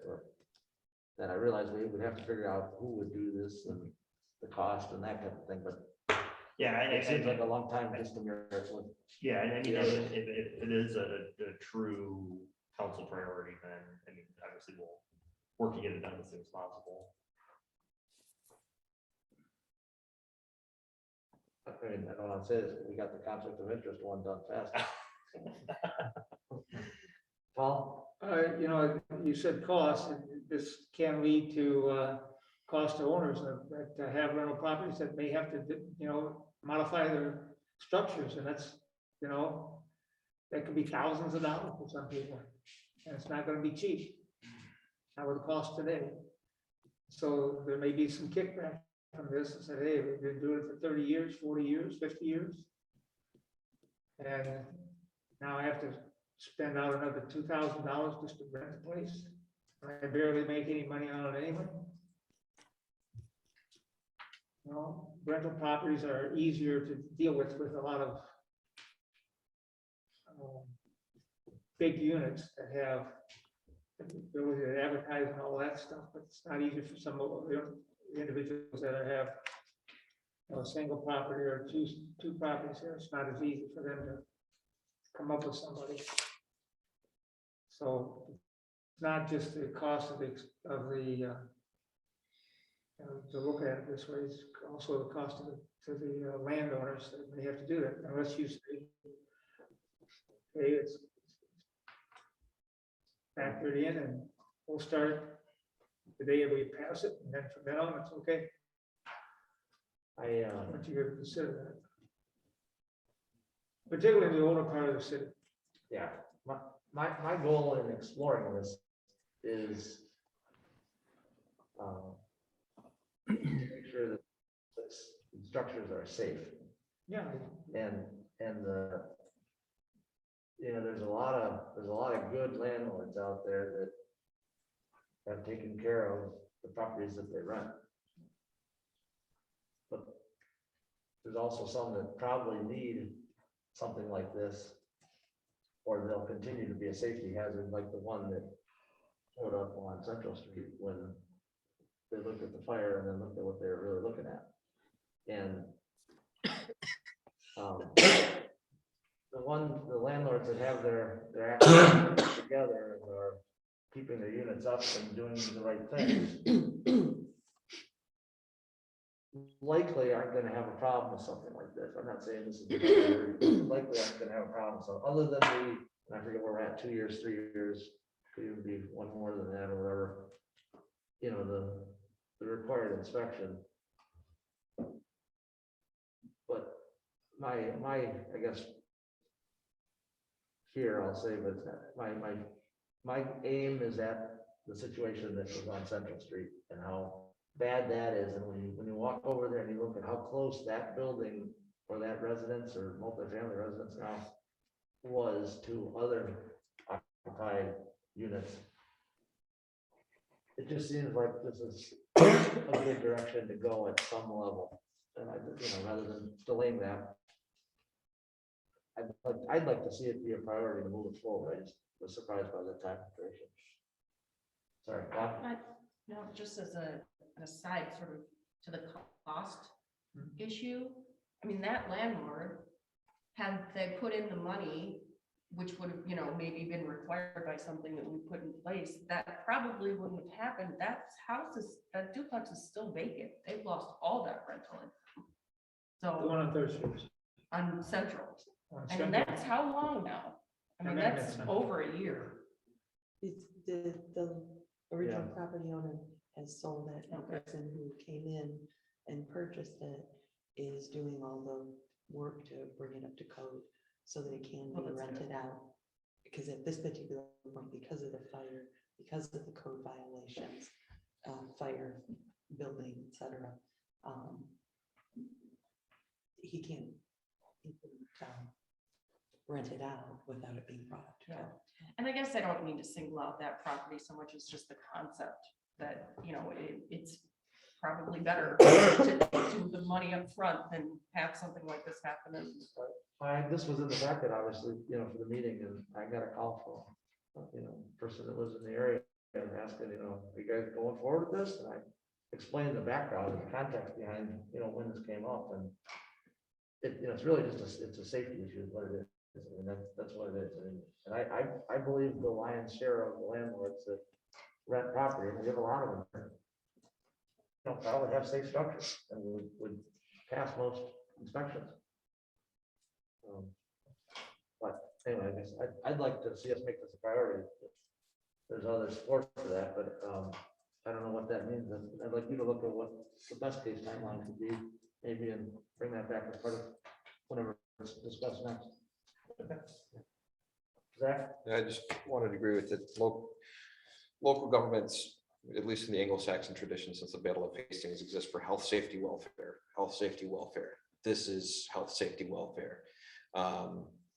Even with, folks who are renting may not know all the things that's going on in the building. They may be afraid to ask for things because they're worried they might get kicked out. And yeah, that building, if it had been a different time of day or the wind a different direction, we have 3 buildings that are down because there wasn't a fire alarm in there.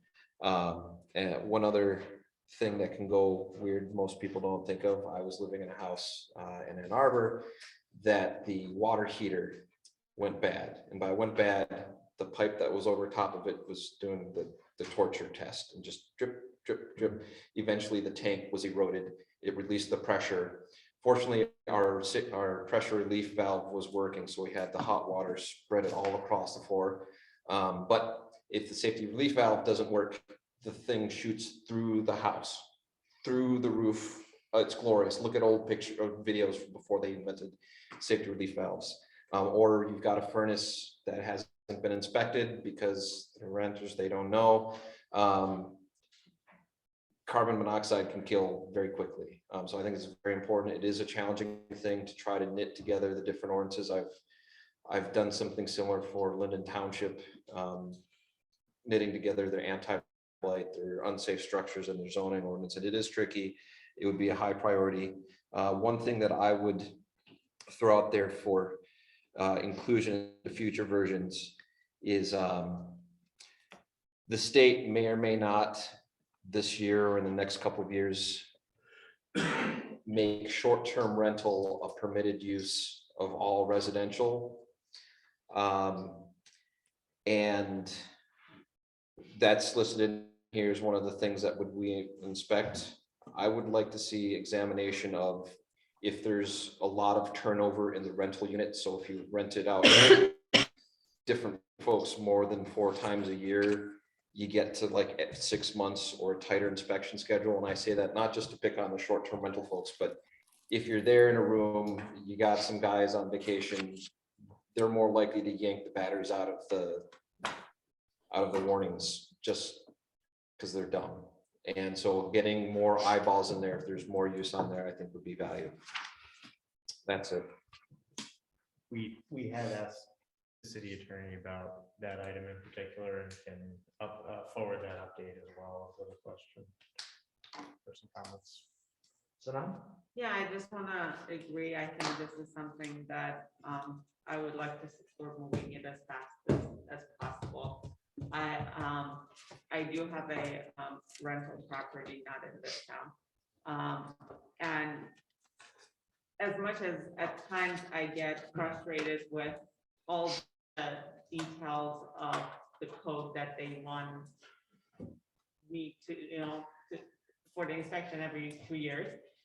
Actually, one of the things was that the distance, and this is a newer building in general, but the distance of the 2 windows in one of the rooms was half an inch shorter than the inspection requirement. And I was like, what do you want me to do with the 2 windows? I can't read it. So went through the exemption and whatnot. So it can be difficult for somebody who is a landlord and wants to do an honest work, right? As Paul said, there can be expenses if it's major, but from the other side of it, I really appreciate having that because of the safety issues and not, I don't want anything to happen to the building. I don't want anything to happen to the tenants, and I don't want to be,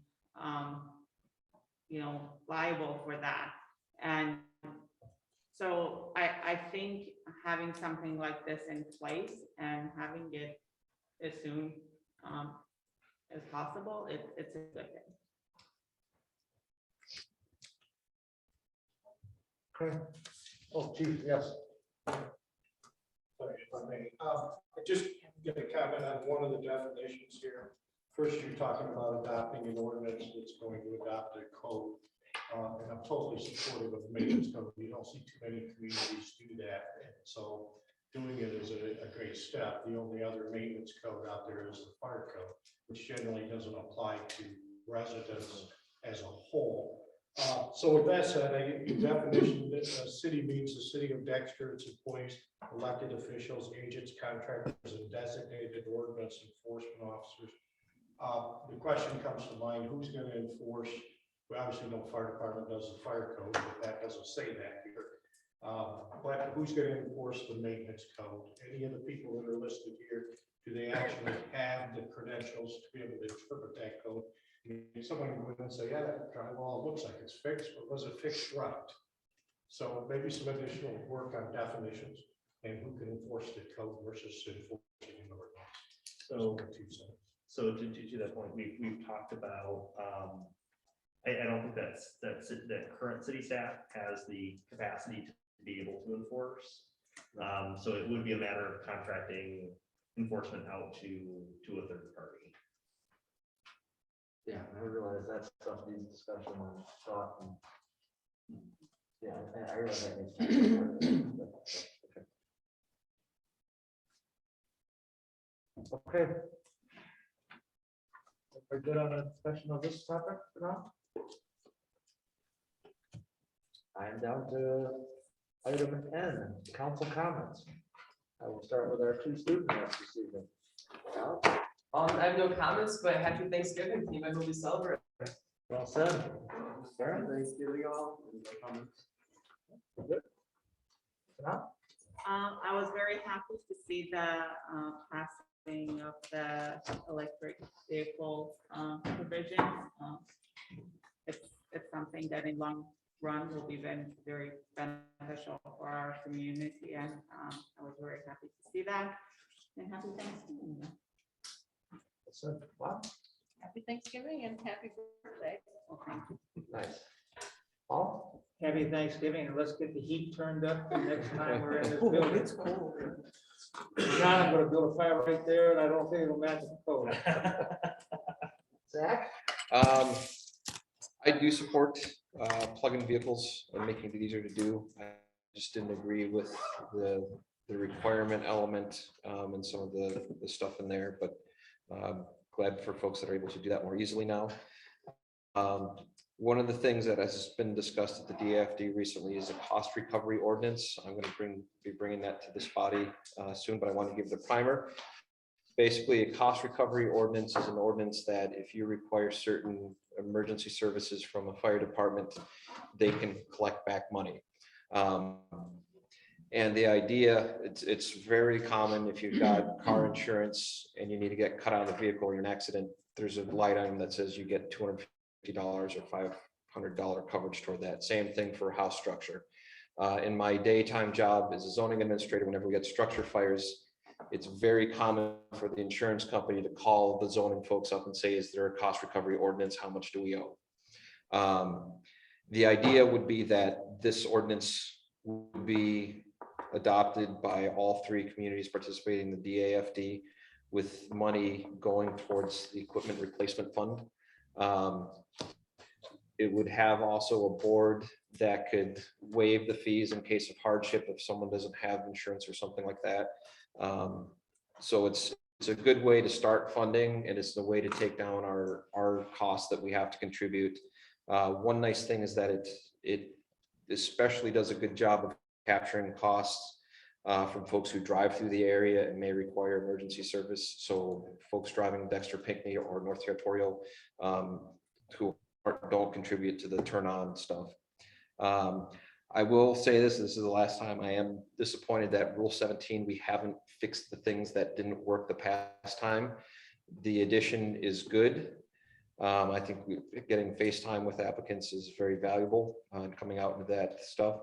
But this last time we violated a charter that says we have to make an appointment within 60 days. And if you put the current version back there with the same conditions, we're going to violate the 60 days again.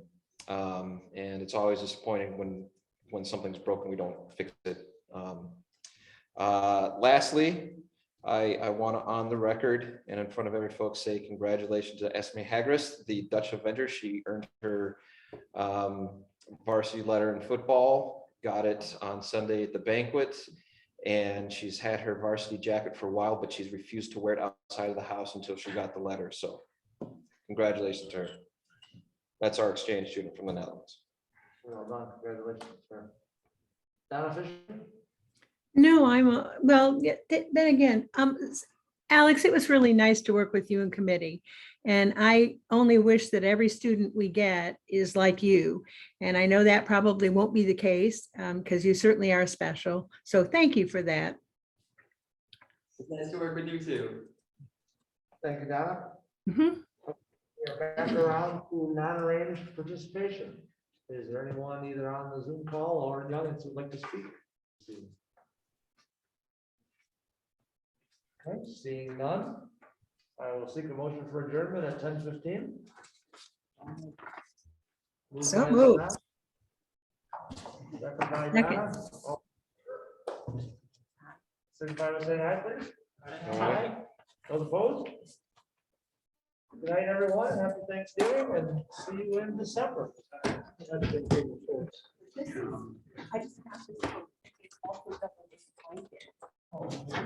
Actually, that's how they. But it's not a